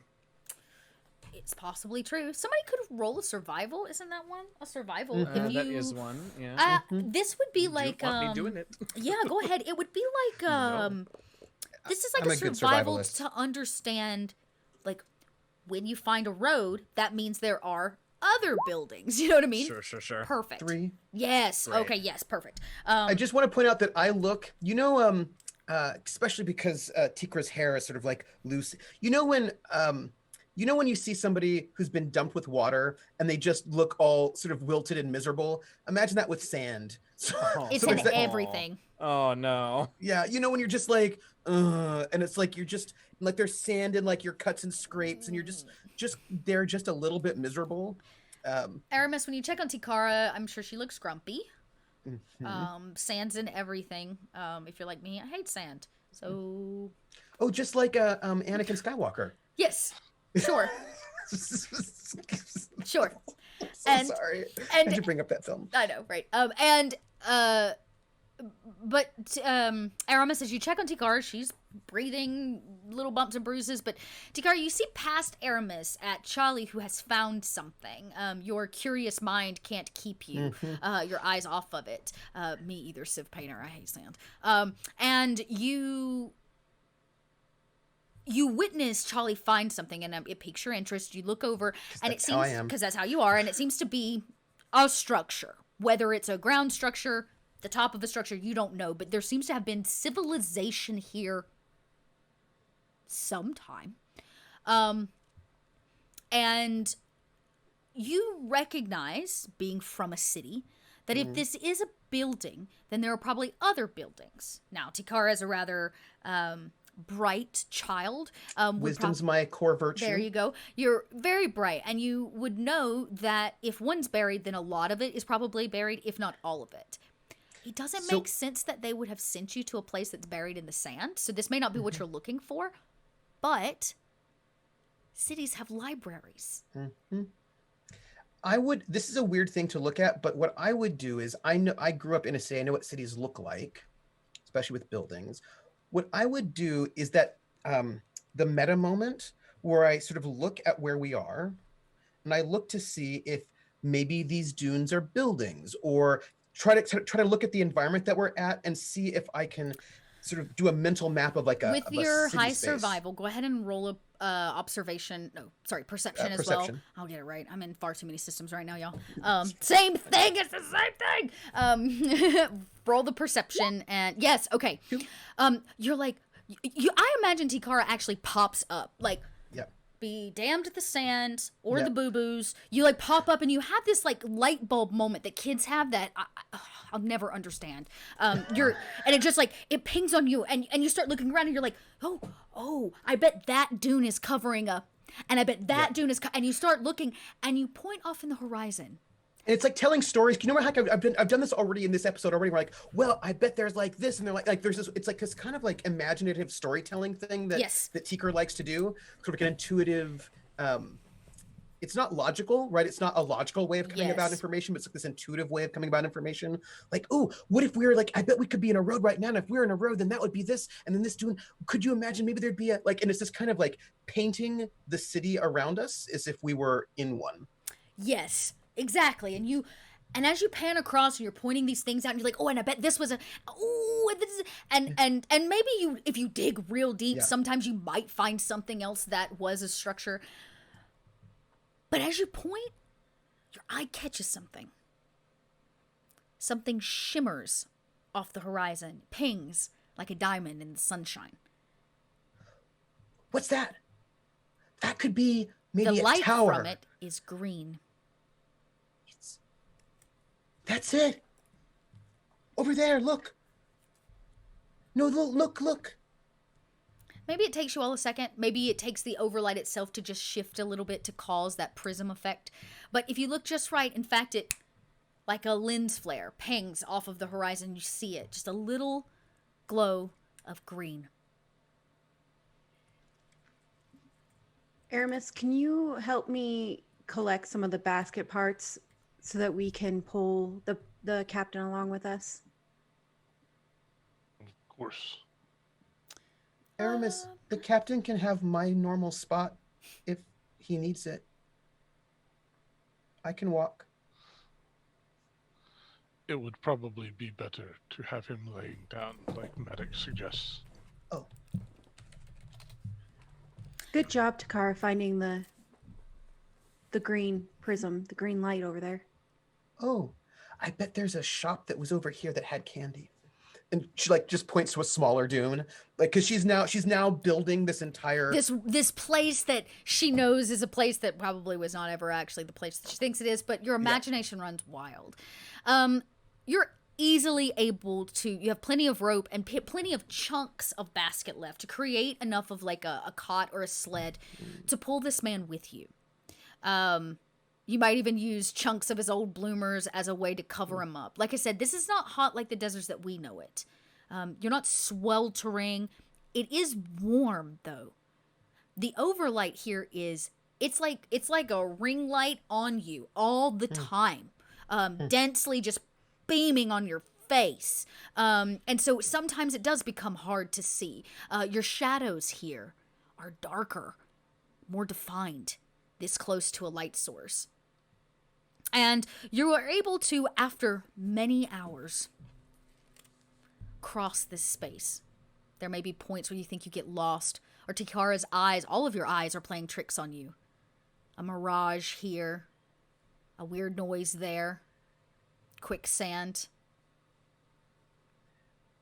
I'd say this. What's interesting is that Tikar has one chroma, which is the garden memory, when you shatter, you your relationship to reality gets a little bit fuzzy, and your sort of space, your kind of a fantastical space gets like, you stay in the fantastical space a little bit more, and you're Did it shatter? no, it has not shattered. Okay. I was like, but I'd like to know that. no, but I think that this is like, I think there's something about that, this kind of slightly sort of dream space that she occupies quite often. Yes. And so I think the kind of the mirageness is not something that bothers her. It's something that's quite familiar. And while other people might not think of mirages as real, I think that this is also kind of real for her in a particular way. They're right? real enough, right? Real enough. Charlie, I would definitely say that you would know that based on the true stories of Nova that you've read, right? Everybody has a different opinion. This pilot here clearly has the kind of skeptical based one, but you would know that Nova, anybody that comes to Nova doesn't always come back in the right mind. And now you know why. Being this close to the Overlight, the average person can't move it through themselves. They can't be in it for that long. It is pure light. Skyborn have the means of being able to pass some of that through them, but even then, you can see it taking a toll on Tikara as her imagination runs wild, with no stopping for hours and hours. She's got to be tired. You know, you all are. But finally, you stayed true on your path. You see it. An odd crystal kind of jutting up over a dune that you're like kind of reaching the apex of. And as you look down, you see this beautiful location. A rather cylindrical temple-like structure. It definitely is partially under the ground. Sand continues to take its toll. Maybe at one time it stood higher than any building in all of the shards. Now, stories upon stories have been covered by sand, and what remains of it leans at an odd angle. But it's the top that's really interesting. It looks like this building was carved from a single piece of sandstone, still directly attached to these beautiful green crystalline pieces that sit on the top. This is a handcrafted building. Carved, who knows, by the ancients. But since this is the only structure that you have seen, and you have flown over the shard in its entirety, if nothing else, it will give you some solace from the Overlight that is chipping away at all of your sanity. We should shelter here, tend our wounds, and make a plan. I bet this is the place. I bet this is where they had all sorts of library ceremonies. I bet they did things with books, because they said our Taraxian friend said that it would be green stones, the library spire. But this is it. And I bet they took books out and they put them in, and maybe they danced around books, and like she starts sort of creating again this sort of like fantastical idea of what this thing might be. Yeah, let's see. I'm gonna try really hard. I don't know if you can see it. There. Right there is a building. You see it off in the distance, and it's got the green kind of crystals poking up over the top. That's the building you're all walking up on. If this is it, I don't know that I'm ready. Night's rest. How long did it take us to get up here? How long have we been going? Who knows? You crash landed about 2.5, maybe 3 hours ago.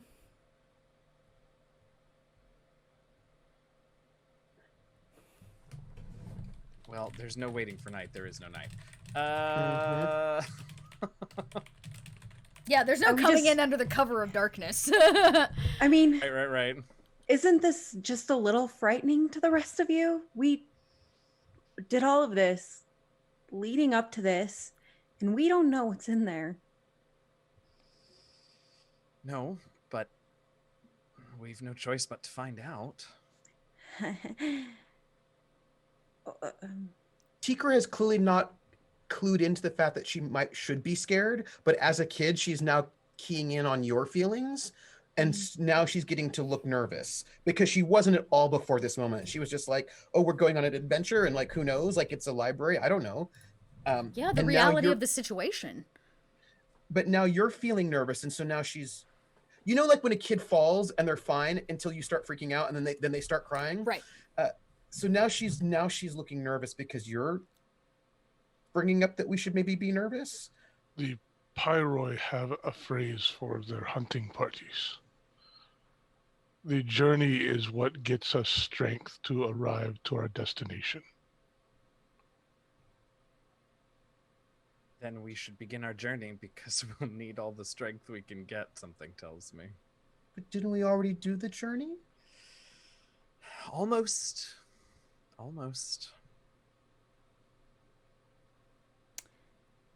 Okay. Down off this dune you go. The downward slope makes it easy to drag this poor, passed out and heavily injured man. And as you kind of hit the flats leading up to this, as if nature itself has changed the landscape to make it easier. More welcoming. I have to ask a question about, because he's from Veiled. Is his mask okay? There is a rather large chip across like one kind of section of it that you can see. It does seem to be attached to his face in some kind of more permanent way. It is not off, if that's what you're asking. Okay, because that would be bad. But it is terribly damaged. And as you cross this 100, 200 kind of foot space, this empty space of sand where it's like, you know the way water packs sand as it breaks under your feet, like after the water, and it's like it breaks under your feet. This is flat for the first time in a while. And as you keep walking, you begin to slow down. The sand seems to be getting denser and thicker. It becomes harder and harder to move in it. And before you know it, the sand around your feet kind of begins to like shift and break away as something from underneath begins to rise. You can feel the vibrations. And from underneath the sand comes these massive figures. They encircle you, literally in a circle. There are 5 of them. They make a rather large, like I said, circle around you as they come out, and you can see these creatures, the Novapendra, these 21-legged centipede-like creatures with massive tendrils that could easily bite through a tree and break it off in a heartbeat. They come out of the sand and say nothing. There is no communication. The sand around you now resettles as they make themselves known. And they begin walking around you. 21 legs, now 105. As they circle you, and they circle you. And they walk in this very ritualistic, ceremonial type way.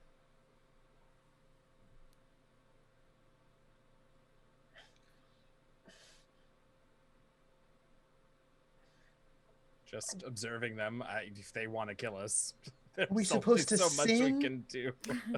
Is that what you Are we say, Tikara? Yeah, are we like, I say this to Charlie, like, are we supposed to sing, or don't you do that in rituals or something? Or something? I scooch next to Charlie too while you're speaking to her. Yeah, maybe you guys kind of go back to back to back kind of a thing. And Tikara, when you say, should we sing? You all hear a voice. Now recognize that these Novapendras don't have mouths, not in the common sense of the term. These are the only creatures that you have probably ever seen, sentient creatures that you have ever seen, without a spine. They are just like a bug, but they speak to all of you with clarity and not in a harmful voice whatsoever. And it says, "You can sing to us, child. We have not heard the songs of the shards for 500 years."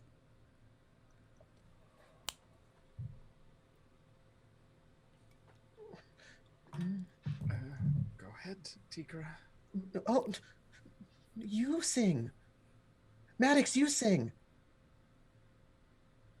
Aramis, you sing.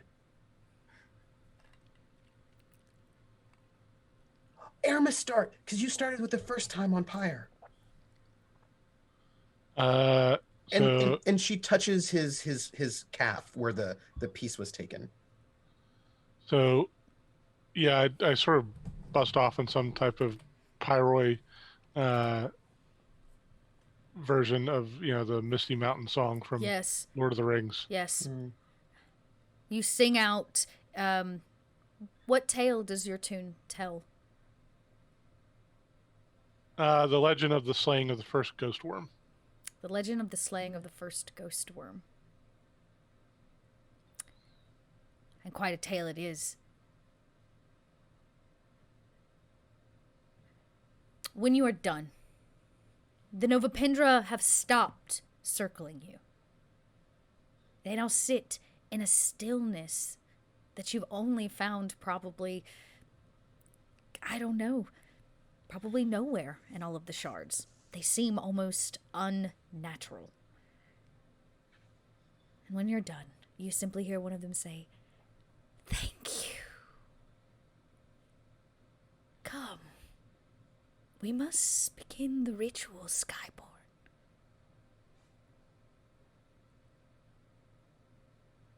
Everyone ready? Yes. Said because again she has no idea what it means to do it, so she's right. There's a particular kind of lack of worry that you get when you just don't know. Sure. And she, I think her core virtue being wisdom, she's not afraid of the unknown at all, as you all have probably come to know about her. She finds the unknown interesting and exciting. And so for her, the idea of like there's a ritual that she has no idea what it is, that seems interesting. And so for her, she's, yes, sure, yes. Maddox kind of reflects on what they just experienced down on our shard. And she turns to Charlie and just says, together. Always.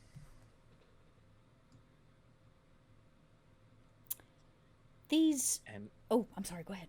no, I was just gonna say, and we follow. Yeah, I was about to say, okay. They lead you, in fact, the five of them. They walk in a strange rhythm. Not necessarily in step, right? Like their bodies move and slither across the sands, their tendrils working, but the way that they move together, like a flock of birds, in tune with one another in a way. And you enter this library. It's incredible. Maddox, I'm going to say you have an eye for the arts and for craft and the things that have been made now among the seven shards. This building is incredible. You do stand on sand, which tells you that the original floor is lower and that this is sunk beneath. But the crystals in the ceiling, these emeralds or whatever they are massive. The size of Aramis, bigger. And this is when you realize that this whole building is carved out of a single chunk of rock, because the large piece of sandstone that was rooted here or grounded here had these crystalline pieces growing out of the end, and somebody repurposed this space, carved it out. As you enter, it's almost dizzying. There are some windows along the bottom, but just above them, you can see there's a shelf, literally, that spirals this circular building. Up and up and up and up and up. All along it sit incredible items. Lost maybe to time or possibly here with a purpose. Small figurines, scrolls, weapons, jars of unknown liquids and lights, crystals from the depths of the earth. This is an altar. Some might call it a library. It holds great knowledge from all along the shards, collected over thousands and thousands of years. Others may call it a museum, but in this case, it is an altar, a place to make an offering. And just like outside, the Novapindra begin moving in a circle, going around the outside. All of you in the center. And you hear them say, "Now, show us what you have found. The mysteries of the shards."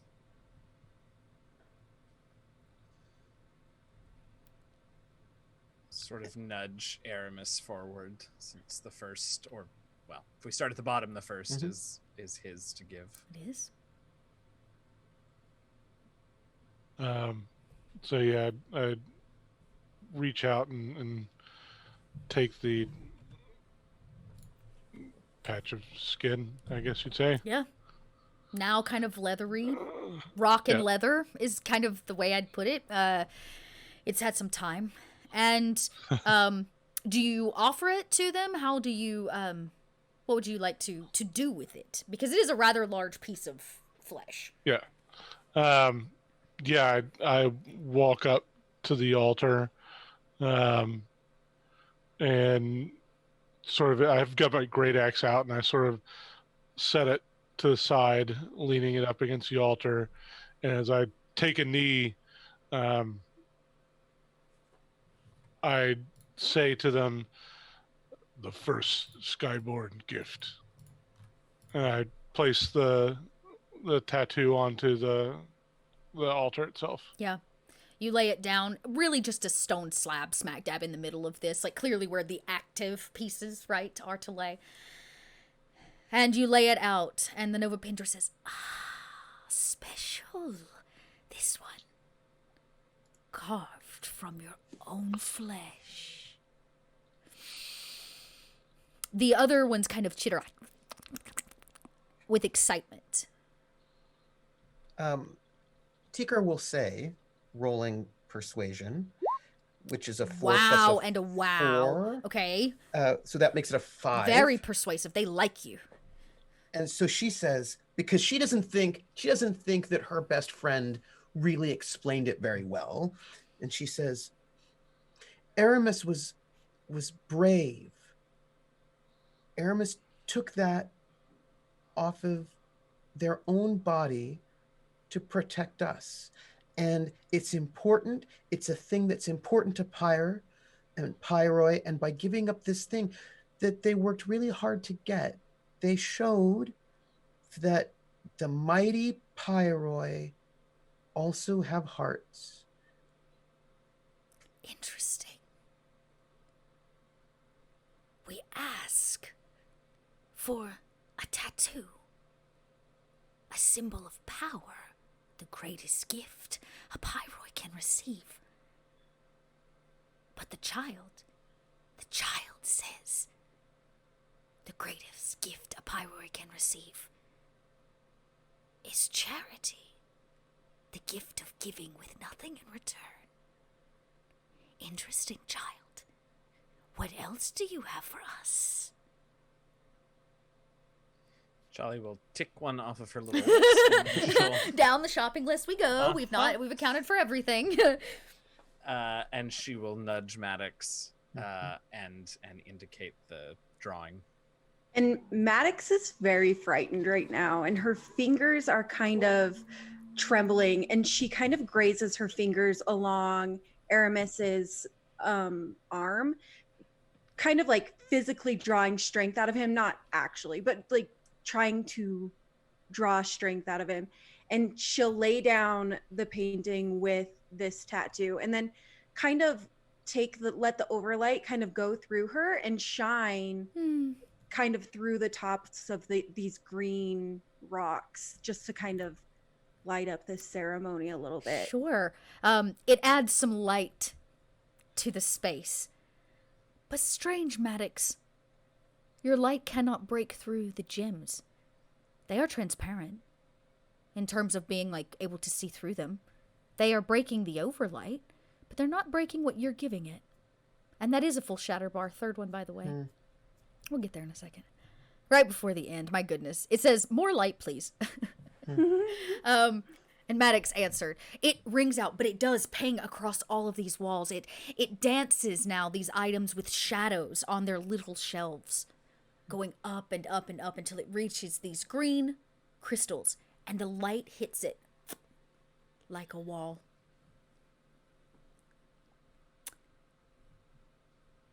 Maddox drew that herself. I see. The eye of an artist. The hand of an artist. And the heart of an artist.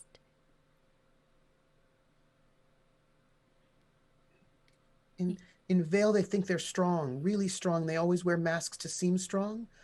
But the strongest thing is that sometimes people are small and they're not always so strong.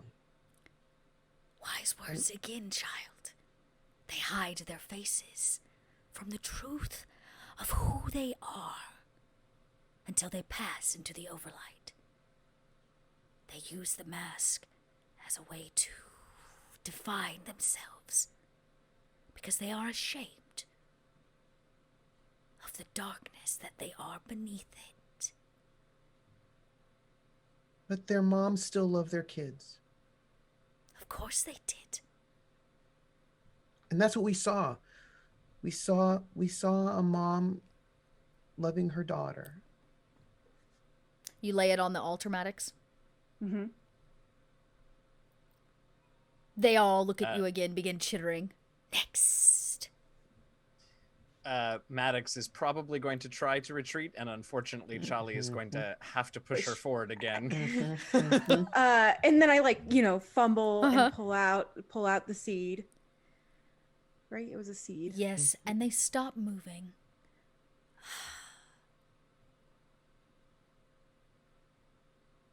Yes. The gift of life in the face of death.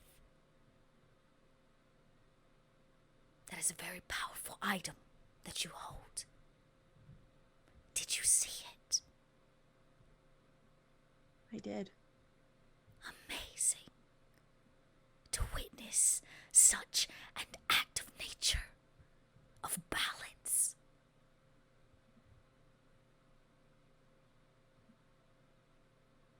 And I'm going to set it on the altar, and being very frightened because I've been in the center of attention for a few minutes. I'm going to... I'm done. I need all these little chittering eyes to stop looking at me. And at this point, you're not sure which one of them is speaking. It's just kind of is the sound and the voice coming from them in a shared way, I guess you could say. Well... And that life was on Hark, which people don't think has life on it because they think it's ugly, but there's all different kinds of life. It's true. Life can be beautiful and ugly.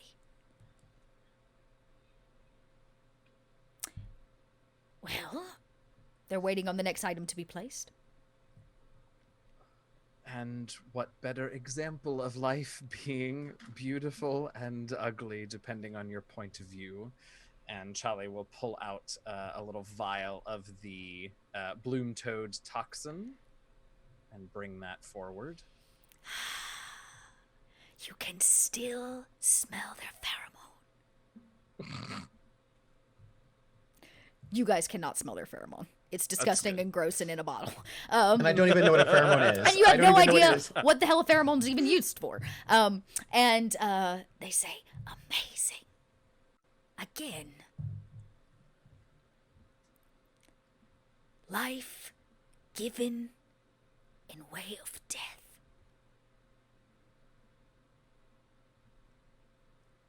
And everyone was happy. Sometimes there were bad things happening on Banyan. People heard it, but in that moment, everybody was happy. And they ran and they sang and it was nice. Everyone tries to destroy the things that they do not understand. Almost as if a giant metaphor for Tikara of the Nova Pendra themselves. Banyan is misunderstood. Just as, say, great bonds can be misunderstood. In that misunderstanding is fear. And fear leads to hatred. The only thing that can completely block out the Overlight.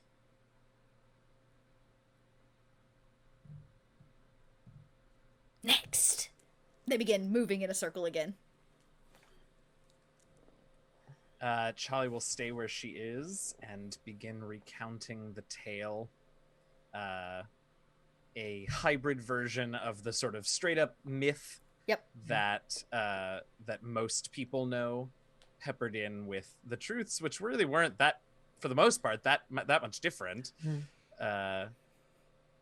But I don't suppose, I mean, these are very odd beasts. I don't suppose any of them have very obvious Skyborn eyes, do they?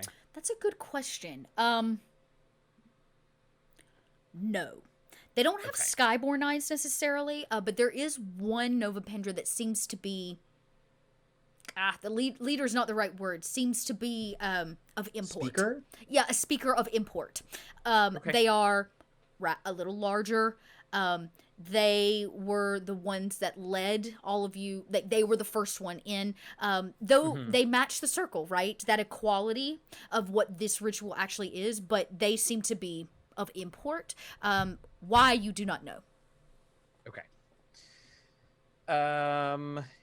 In that case, we'll just tell the story. It's not about us and our connection to the Overlight, at least not yet. So I will just tell the story. At least not yet. Wonderful. A story. A story of family and purpose. Skewed by our view of the world. When they look back 500 years from now. And for Skyborn take on this task once more. I wonder the tales they will tell of the four of you. Will they be truth? Or false? Will they change and skew?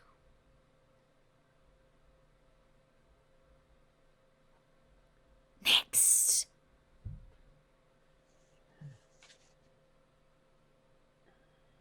I think that leaves us with what? Quill with Zenith. Oh, it's the stone from Zenith. It's the stone from Zenith, yeah. Yep, it's the stone from Zenith. Which Aramis would have had. The big honkin' stone. I think at this point you probably broke it down, unless you wanted to carry the whole thing here. It would have been quite an endeavor, but you could have broken some off. It might have even the monastery may have asked to like keep the majority of it. I'm sure they have good use and purpose for it. It's a very rare item. But there is a manageable size stone. Yep, I sort of reach over my shoulder, and I've been hiding it in the shards of the crystals on my back, and pull it out.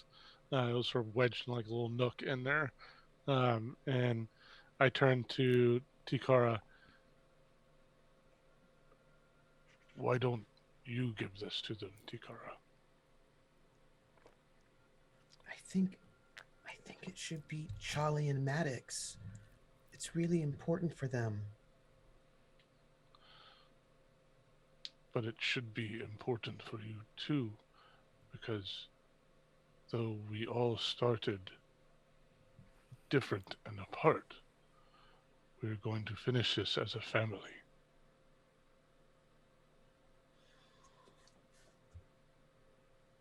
Okay. And she goes to reach out to pick it up.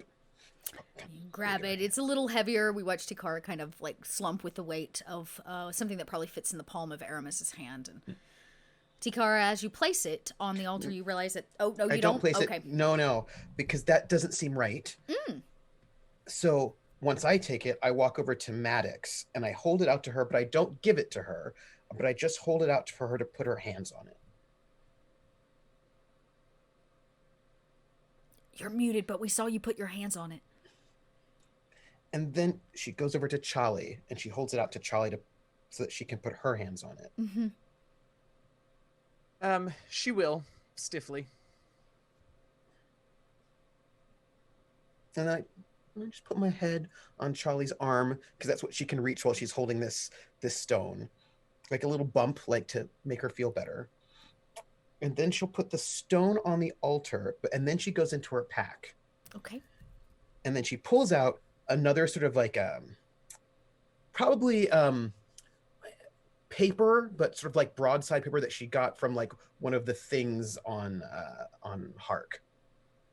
And she puts that down on the altar, and she opens it up, and she says, "These are the things we've given you are big things. And this is a stone from Zenith that people died for. And it's important, but big things are important, but small things are important too. All these things are all the like big shard things for, I don't know, world famous people. But I want to give you something also from the little people." And she opens up the paper and she sort of brings out the little piece of candy from Pyre.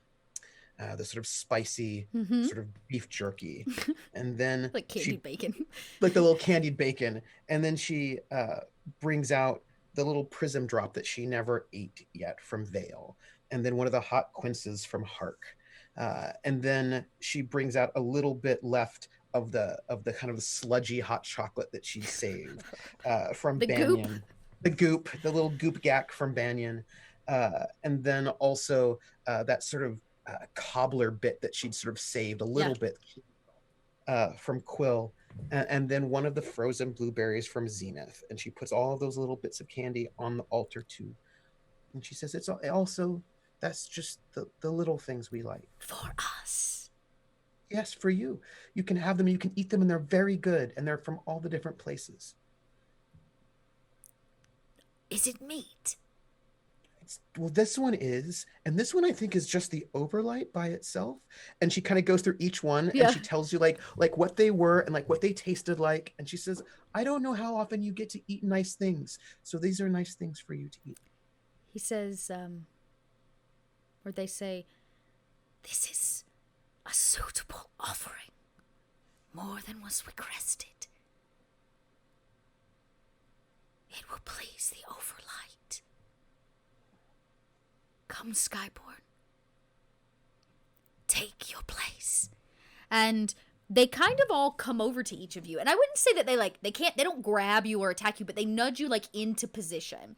And even though this is a circular room, they put you kind of in a four corner around this altar that's smack dab in the center. And the Novapindra begin walking again. And walking. And walking. And then they begin singing. Not a song maybe as you know it. Not of lyrics, but of feeling. Drawing from each of these experiences, they begin to glow, much like, say, the Overlight, or the way one might use chroma, complementing Maddox's already well-lit space. And as they continue to circle you in this light, they begin to, I hate to say fade away, they're still there, but the light becomes overwhelming, like staring right into a flashlight. And from their bodies shoots up into the center of the temple a beam of white light that fills this space. You cannot see, you cannot hear. It rings out, complementing the song that they began only moments before. And as this dense beam of light hits these crystals at the top, it pierces through it, creating some kind of prism across Nova, spilling out over the Overlight, into the Overlight like a massive umbrella over the 7 shards. The 4 of you feel so much. You feel comforted and warm. You might even share a moment of another person's memory in this room. Feelings and flashes here and there. Laughter. Tears of a crying mother. The memories of these pieces ring out.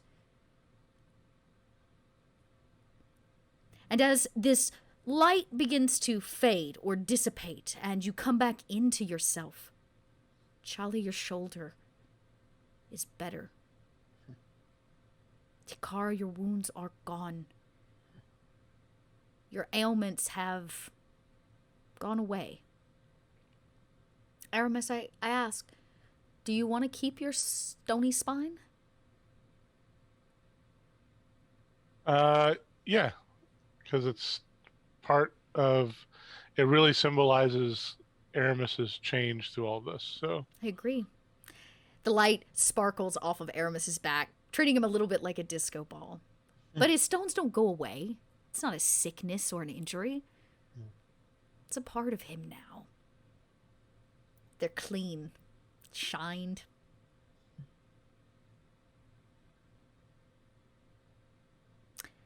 And you see these items. The story, of course, may be recorded to paper, but these items, nonetheless, quote unquote, laid out on this slab, go from being the items as you know them, and they turn to stone. They lift in the air as if the overlight picks them up one by one.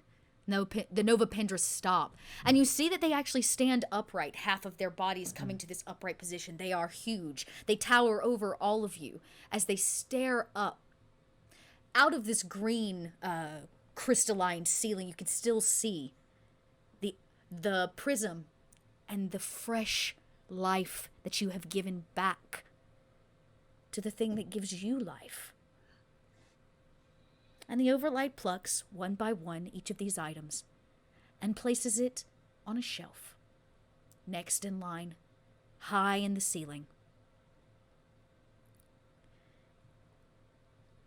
When it is done, the Nova Pendra do not say much, but they would be remorse if they did not start by saying, "Thank you." Can you feel it? The Overlight.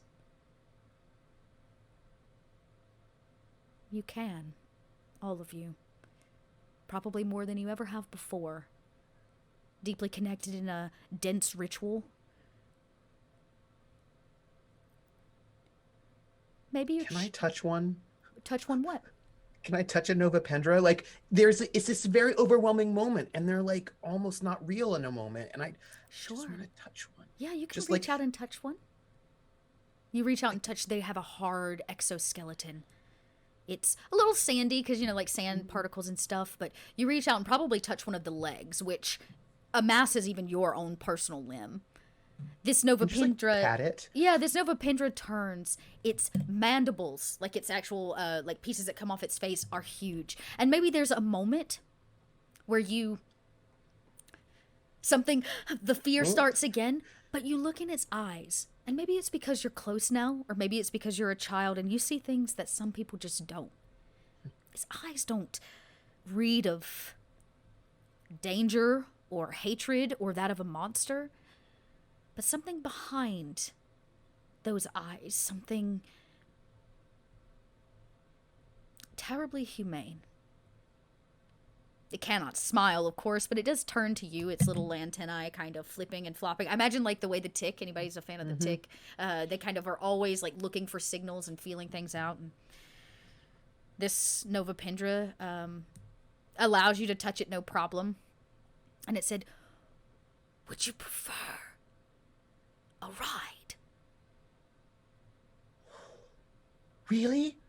It kind of like, I mean, its body is already low to the ground, but it kind of like flattens itself in a way, the way like a bug does to go under a rug. Oh, Tikra clambers up on it and kind of gives it a hug because she's a little bit overwhelmed by this whole moment. And she just kind of wanted to be closer to the Nova Pendra because they're so amazing. So she just gives it this like big hug as she clambers up.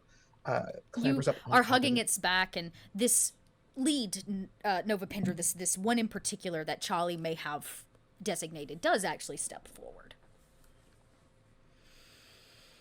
And they simply say, "It is our time to go now."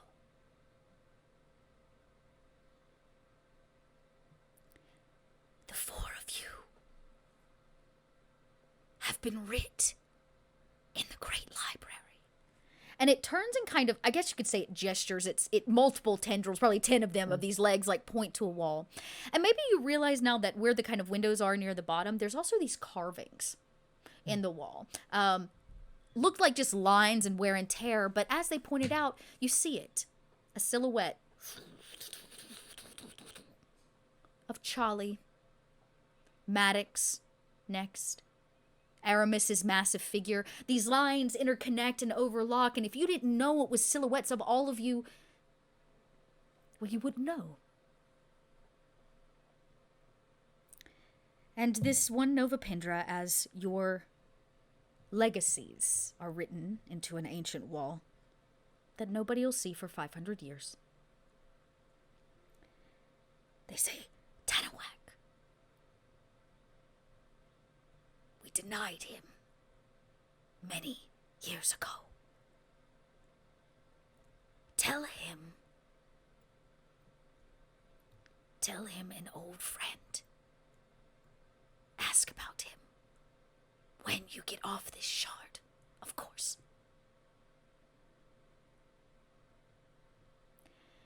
One of the Novapindra kind of exit the building. The next one. And the next one until you're left with just this one, all 5. Thank you, Skyborn. I have a feeling your journey is not over, but only beginning. And he turns and leaves. The 4 of you stand matching corners around a empty slab in an ancient library that is lost to time. You have no way home. You have no way off this shard. But in the end, you have each other. And we have come to the close of Nova and Overlight campaign. Many of you would probably like to know that the final shatter bar assured that you were stranded here. I was going to let the Novapindra possibly help you out, but I think I like the idea of you having to figure out a way off this shard. Congratulations, we did it. Congratulations, we did it. Hang around, everybody, because we got a couple things. Right now, we're actually going to just ping into the after show. How do I want to do this? Just make sure, as we go into the after show, to let everybody know who you are. We'll do proper outros, but oh my gosh. Oh. Look at all those. Thank you for all the gift subs. Thank you. Thank you for all the gift subs. My goodness. You guys are spoiling me.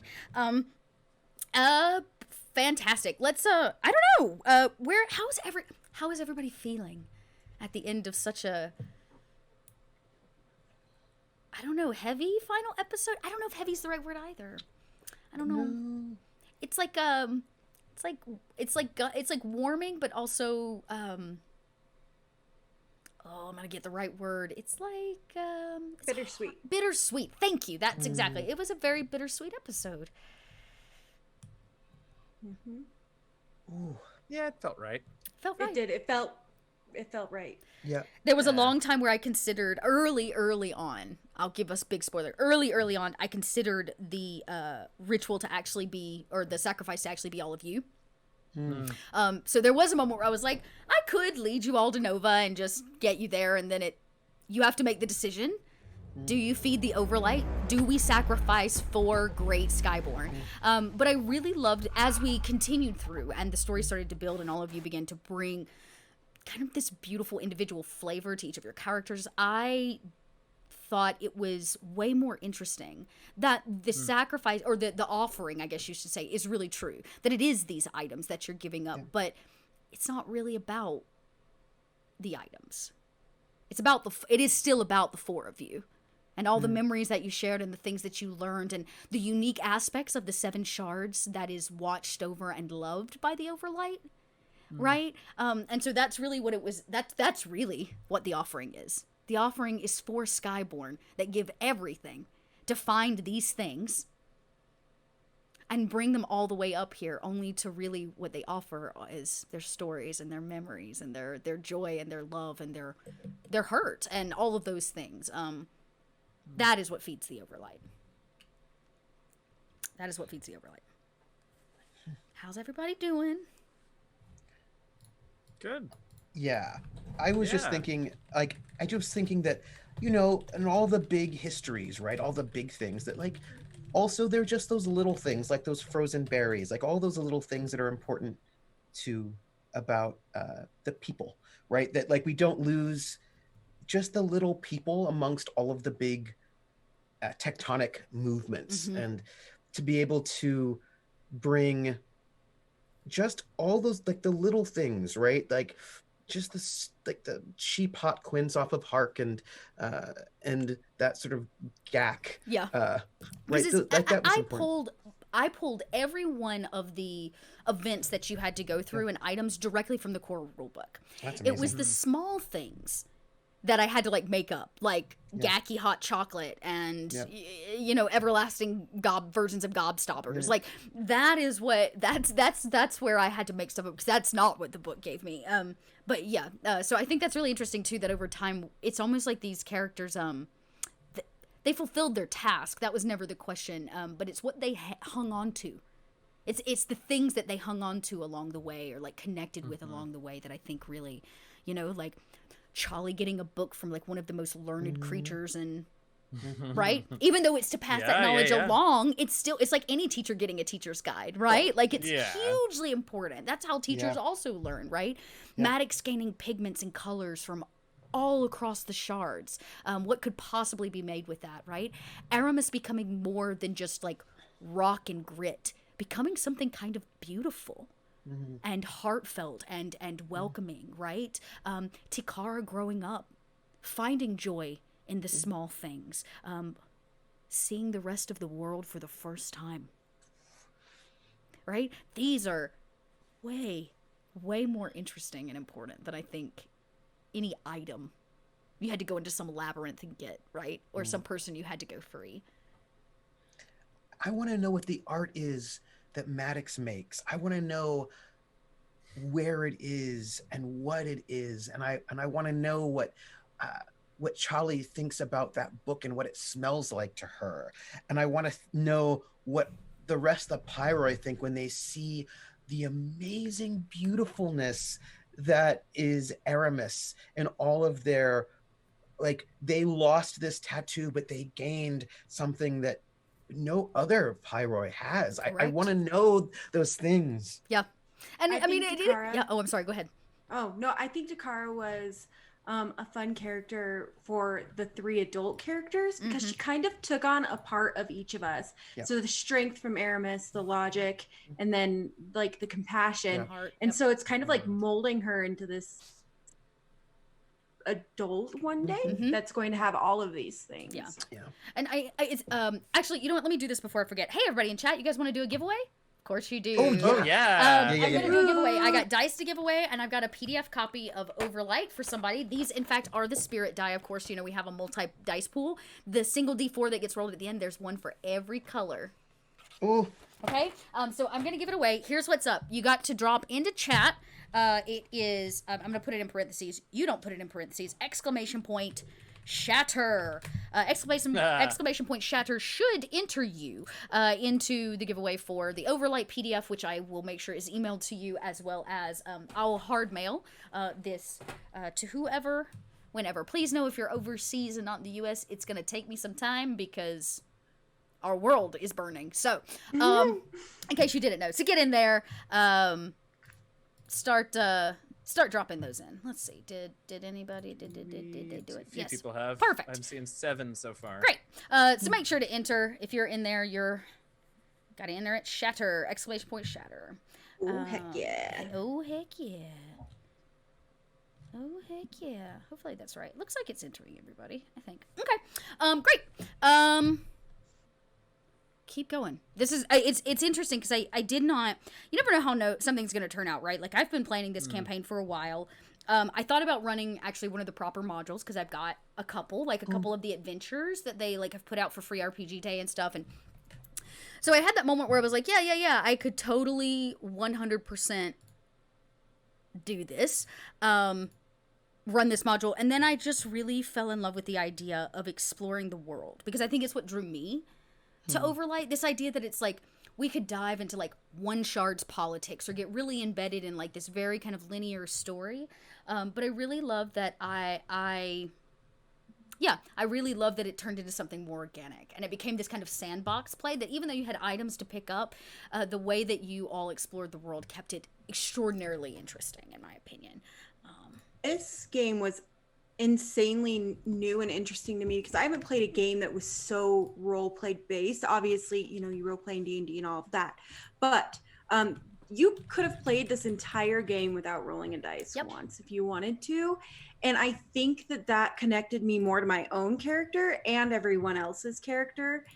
And in such a short amount of time, however many weeks we've been doing this, like this story was so impactful on me in a way that other games haven't been. So, if I was to ever talk about Overlight in that way, it's its own beast. It's funny because like when we were all creating characters and everything, I was like, okay, I'm listening to everybody's character ideas. I'm like, all right, well, somebody's got to be combat effective. So I took on that role, and I focused around making a combat effective character. But it was, I think that the character's actual best moments were when the dice weren't involved, and I think that was like that for a lot of us. It was, and it's a testament to you guys as role players, that it was just there's some really amazing and important touching moments, not just between ourselves as characters, but also between ourselves and the world that Overlight is. Yes. Which is amazing in and of itself. It's just so very intensely RP interactive. Is a word that I can think of to best describe it. So. Yeah, the book actually talks about that from a GM perspective of like roles should be used for all the right things. Like you shouldn't do a lot of I mean, think about it. Even the combats that we had, I think I could count on my hands how many times I as a GM rolled this entire campaign. We did get a question in chat. Also, chat, feel free to ask questions. What did each player get from playing this RPG or character specifically? Like, what are you personally taking away? That's a great question. That is a great question. There was while you all think on that, there was a really wonderful comment on YouTube that somebody said that after they watched, they had never heard of the game, but after they watched the YouTube, like they picked us up on YouTube, by the second episode, they were like, I was hooked by 1, and he's like, by 2, I ordered the book because I wanted it for myself. Wow. Like it made me very happy. Like, it just made my heart warm, So, yeah. So, we are coming up on the 10 o'clock mark, so make sure, drop that shatter in. But let's get that. That's a really great question, I think, if nothing else, to just kind of wrap us up on. So, why don't all of you answer? As you go around, go first. Answer the question. I'll go first, and tell us who you are, and where we can find you when you're not over here. So, let's make that so. I'm Dot. I would say, what have I taken away from this? One of the things that I think I really learned as a GM during this is how to slow down. One of the things that I really love about this cast, that I found that I really loved about this cast, is your comfortability with silence and allowing moments to really land in a way that's impactful for both the audience, your characters, and yourselves. To not feel like something has to be said, or to not jump into something, that there were these genuine moments of pause. And in those moments of pause, there is breath, and in that breath is energy and life. And it was just, I think for me, it reminded me that I had to, I needed to slow down to meet that. And it actually allowed me to find moments that I might have otherwise brushed over or rushed over in certain ways. Yeah, that's what I learned. I'll actually properly outro at the end. I'm just gonna pass it. I'm not. Who has an answer to the question? I'll go. Yeah. So yeah, Jason T D&DM from Twitterverse. For me, it was that I think that what the audience could really take away from this, at least something that I think this system really personifies is that don't ever feel typecast into how you've created your character in determining how you RP that character. Mm-hmm. Because, I mean, if I wanted to go the simple, dumb barbarian, I could have, Mm-hmm. and he would have been lovable, but I think there was more to letting him have these little moments of profound revelations, not just for himself as a character, but to the group as well. Even in his basic view of the world, that it was very. There were moments through the campaign that it was. He had some really profound insights. Yes. From a very basic aspect, on Banyan, when he was talking to Tikara up at the top of the tree about the creatures and how important their balance was with the rest of the shard. And don't ever feel like you're typecast into RPing a character just because of how you created them, because you're really just going to let yourself down in regards to the things that your character is capable of. Plus, I mean, even when you think about story, even like these very kind of stereotypical or typed characters still need to change if they want to be our protagonists or if they want to tell that story. Because if not, then they're just there to support, right? Like change is important for character development. Very nice. Yeah. Very nice, Jason. Anybody else? Thoughts? Oh, tell us who you are and where we can find you when you're not here. Oh, yeah, Jason TD&DM, Twitterverse. Pretty much it for now until the cruise world gets back up and running. So. Yes, isn't that the truth? Cool. Yeah, very nice. Check it out. I'll drop really quick. Let me do this. I have them done this way. It took it a minute last time to pop up. There we go. There's everybody's links as they go around and introduce themselves. You guys can go follow them, if nothing else, on their Twitter and find all the many places that they're doing other things. Cool. Anybody else? I'll go next. I'm Kai, Stonefly _Kai on Instagram and Twitter. I had the opportunity to put more of my actual personality into my character than I have into other characters I've played. This one was an artist, which I am. This one was compassionate, which I try to be in real life. Which you are in real life. Thank you.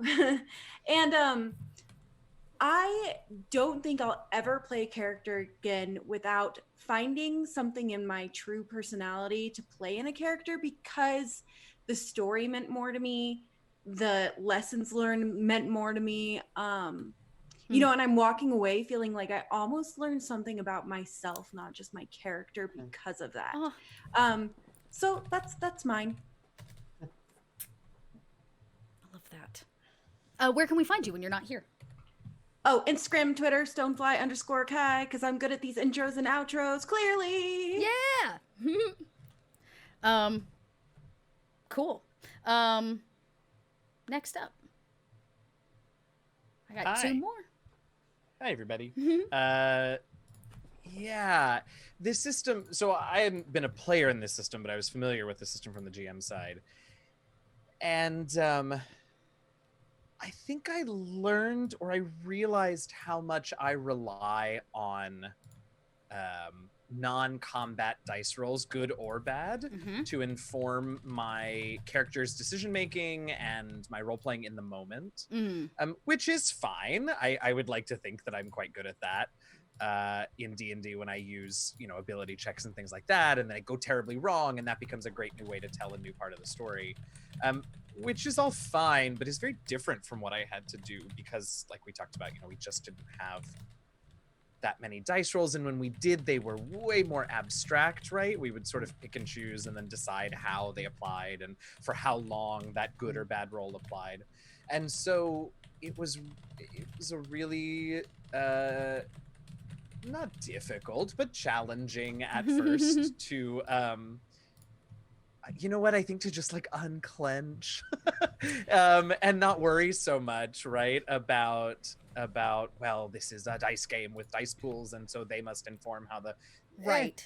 I got to know Charlie better than I do a lot of characters that I don't, in D&D in particular, that I don't play for forever, right? You get to these places with your characters no matter the system eventually. Yes. But this sort of rushed it for me because I had to understand her and her motivations and the way that she would react to things outside of dice rolls. So that was really good for me. And also, just watching you, Dot, weave the story and go with it and change things. And I've realized, I have, in the grand scheme of things, I have not been playing tabletop games for that long. I started playing D&D a few months before 5th edition was officially released. So what is that now? A little over 6 years? Right. A little under 6 years, whatever it is, right? About 6 years. And for a long time, it was really only D&D. And I have a group of friends that I've been experimenting with other systems. We did Greg Leatherman's Glitter Hearts for a few weeks. We're doing Invisible Sun right now. We've got a bunch of others on the list. Invisible Sun's so beautiful. Yes, it is. Yes, it is. But a lot with those two systems in particular, those are the two that we've sort of played with so far, do sort of rely on, Invisible Sun has rules out the wazoo, but they both kind of rely on a certain sort of trust in the narrative in the world and the players. Like, you always have to have trust even in D&D with your players and your DM, but a specific type of trust that like the players will work within the world. And I don't know, I feel like there can be a tendency when you have those combat rules and those max-min builds, even if you don't build that way, and even if you're not a max-min gamer, there is a mentality that like, you want to make it the best. You want to game it so that it works out the best for you.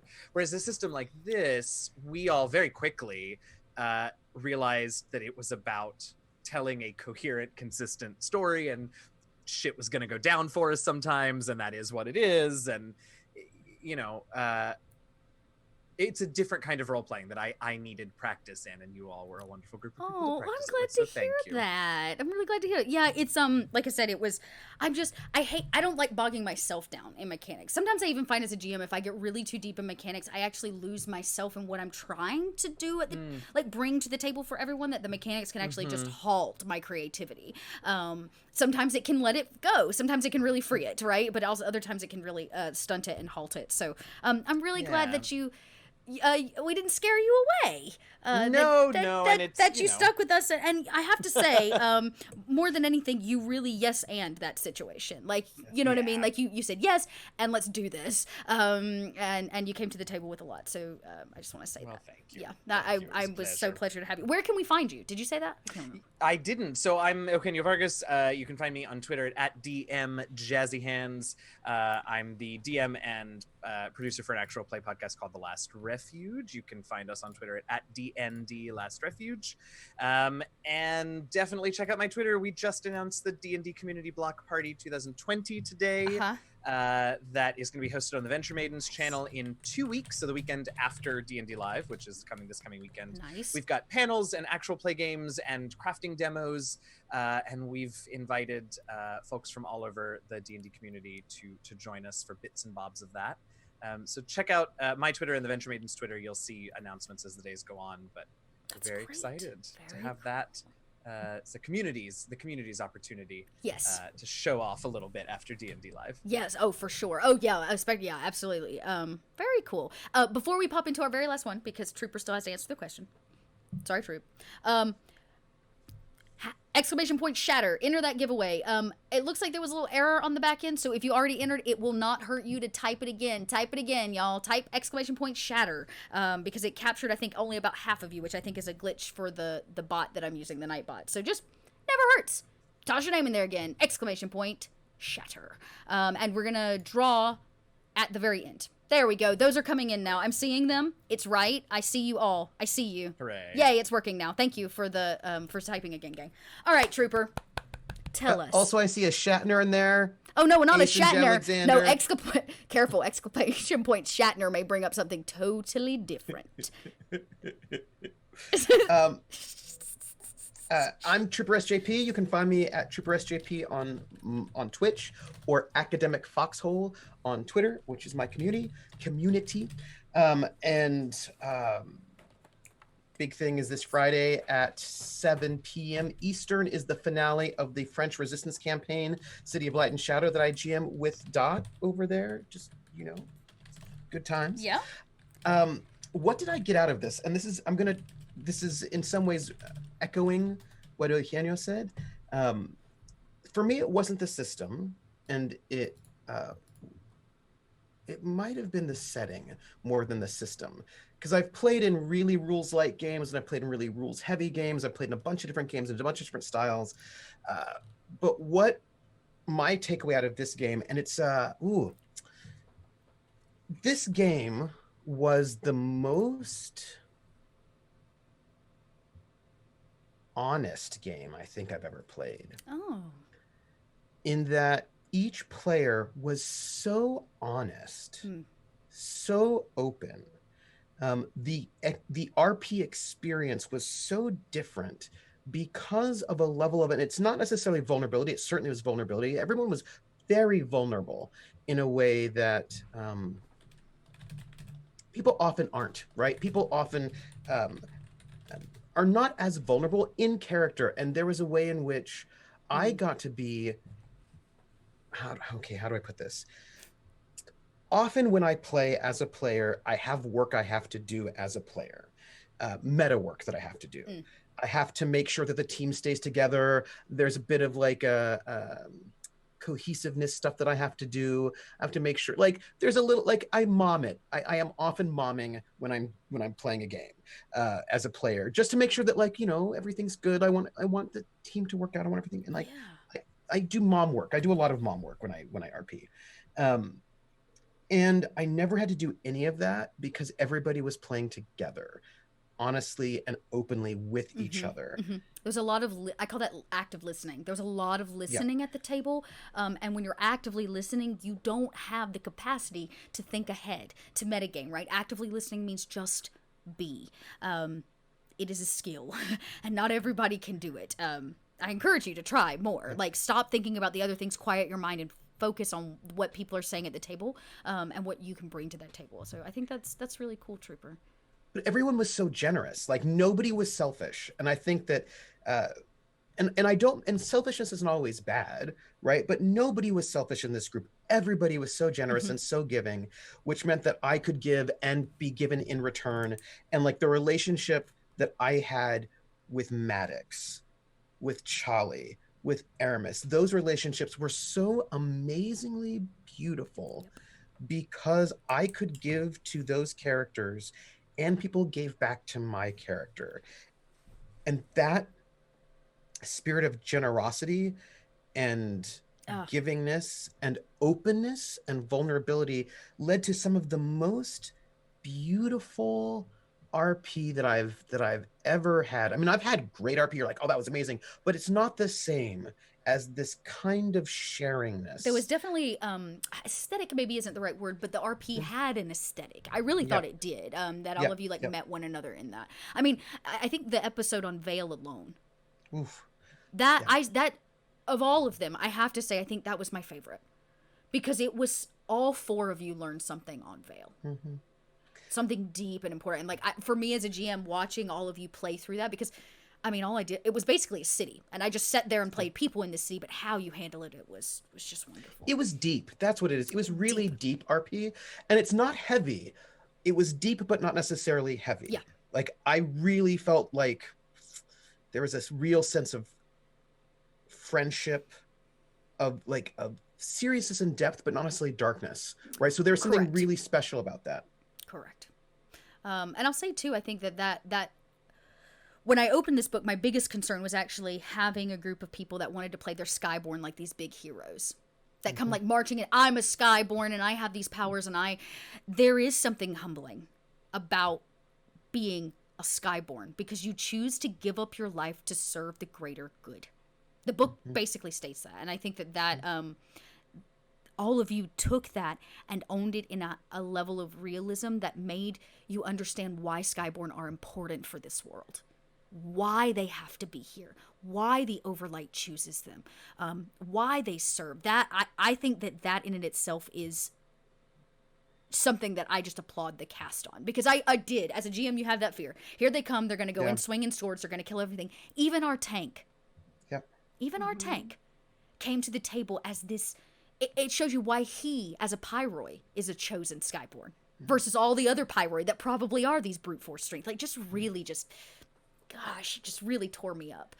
Jason made me cry more than once. I'm just gonna say, Jason made me cry more than once with his heart. Just really amazing. So I just really have to applaud and congratulate you, and thank you all so much. I want to thank chat. This show has in fact broken all records for the Dot Lot in terms of viewership, in terms of funding, in terms of our YouTube numbers, all of it. Wow. So I just want to thank you all, because it really just.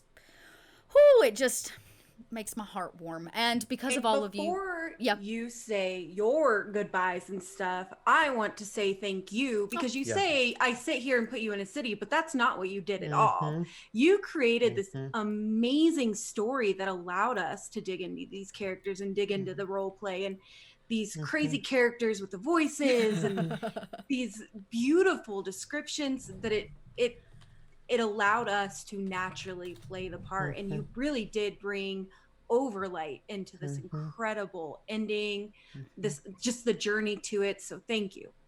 And you think so fast, Dot.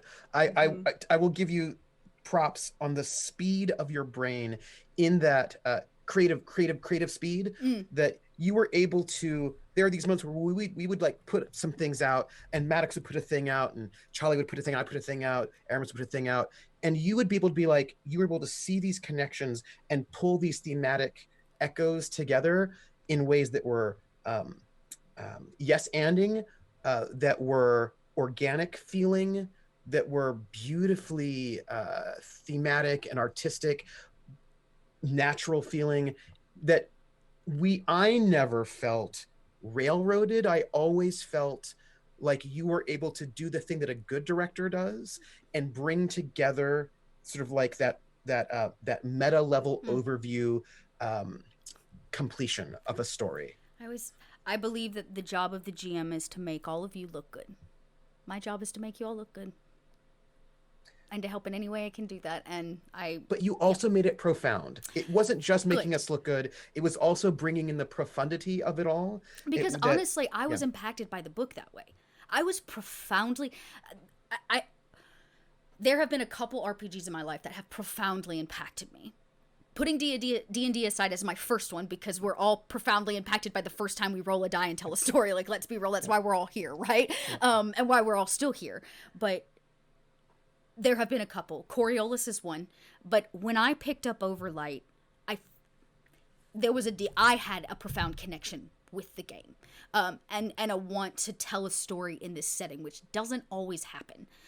Especially for me, that's a GM where I'm like, I'm going to use fate, because then I can put whatever skin I want on it. I don't have to adhere to other people's blah, blah, blah. And here I am running a campaign that has pretty much entirely come out of the book. Every prompt, everything that you went through, other than I think like Veil, actually, I had to pretty much make up in its entirety. But the rest of it was from the book, right? The toad mating thing, all of it. And so I think, I really appreciate that, because I think it is this collaborative effort, right?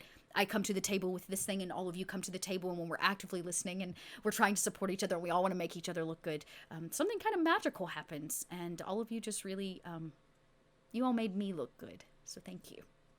I'm Dot. This is the Dot Lot. This is my Twitch channel where we roll dice and we tell stories. I'm going to be taking a little bit of a break, but I don't just tell stories here. You can catch me for the next few weeks over on Unmade Gaming's channel, playing some Coriolis. You can catch me this Friday night closing out some Fate, speaking of, over on Trooper's channel. And every Saturday you can catch me on the Roll For It Network playing VTM. I've got a new VTM podcast coming up. You guys heard me mention that. That's going to be coming to the forefront, so more vampire for all of you. Now, before I officially close this, we need to do a drawing. You have exactly 10 seconds, which I'm going to give you 20 because, there's like a lag or whatever, to get that in. Exclamation point shatter. And then I'm going to roll this, and you're going to get a PDF copy of the Overlight book, the main manual, as well as this amazing set of die that I'm gonna have to mail you. I promise I'll Lysol them before I put them in the mail. All right, let's draw this thing. I see a couple more coming in. Okay. Da, da, da, da, da. Nightbot. Roll the Nightbot. dice. Roll it. Roll it, Nightbot. Asen Jalexander. Asen Jalexander. Jalexander, I got that right. Man, that messes me up. You won. So let me tell you how this works. I will reach out to you probably here, Asen Jalexander, on Twitch so that you can give me some contact information. I said Shatner. Oh, Shatner won? You must have had to put it in. You didn't put it in? Yep. Well, Shatter Asen had to come in at some Jalexander. point in time. How about Asen this? If you don't Jalexander. want it, Asen Jalexander, I'll pull somebody new. But I'm just saying, if you want it for Shatner, for your creativity, I'll give it to you. No, draw again, he says. Well, let me see if I can draw again. Let me see if I can do that. Roll it. Does it roll again? There we go. All right, there it is. New win. Lysander, Gustav, thank you for always supporting my channel. And, of course, Alison Jalexander, I'm going to have to read it every time. My dyslexia does not like that. Thank you for the subscription and joining the dot lot. Here we go. Lysander, I will reach out in just a second to you. If not, hit me up. You know where to get me. But I will reach out. I will get an address, and I will get an email address to get you that PDF. So here we are at the end. But as we so daftly stated, here together. Thank you all so much for letting this become a reality. If you are a Patreon supporter of the Dot Lot, know that everything that you gave helped me pay this cast, and everybody that gave bits, tips, and donations allowed me to double their pay. I was able to double their pay, so thank you so much. Yes, thank you. I'm gonna just have to peace out. Remember, tomorrow morning, if you would like to come hang out, we're going to be waking up at 8 a.m. Eastern Standard Time. If you're over across the pond in any way, guess what? It might be lunch for you. That's fine. You can still come have a cup of coffee. I play mandolin usually for everybody, and we hang out. We got into weird chats last week. I promised a Matrix chat, and we talked about a slew of other stuff. So we hang around, we talk craziness, and who knows, maybe we'll talk more Overlight tomorrow morning because it will be fresh on my mind.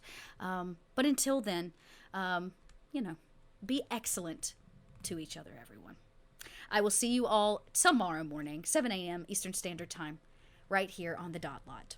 Until next time, everybody. Bye.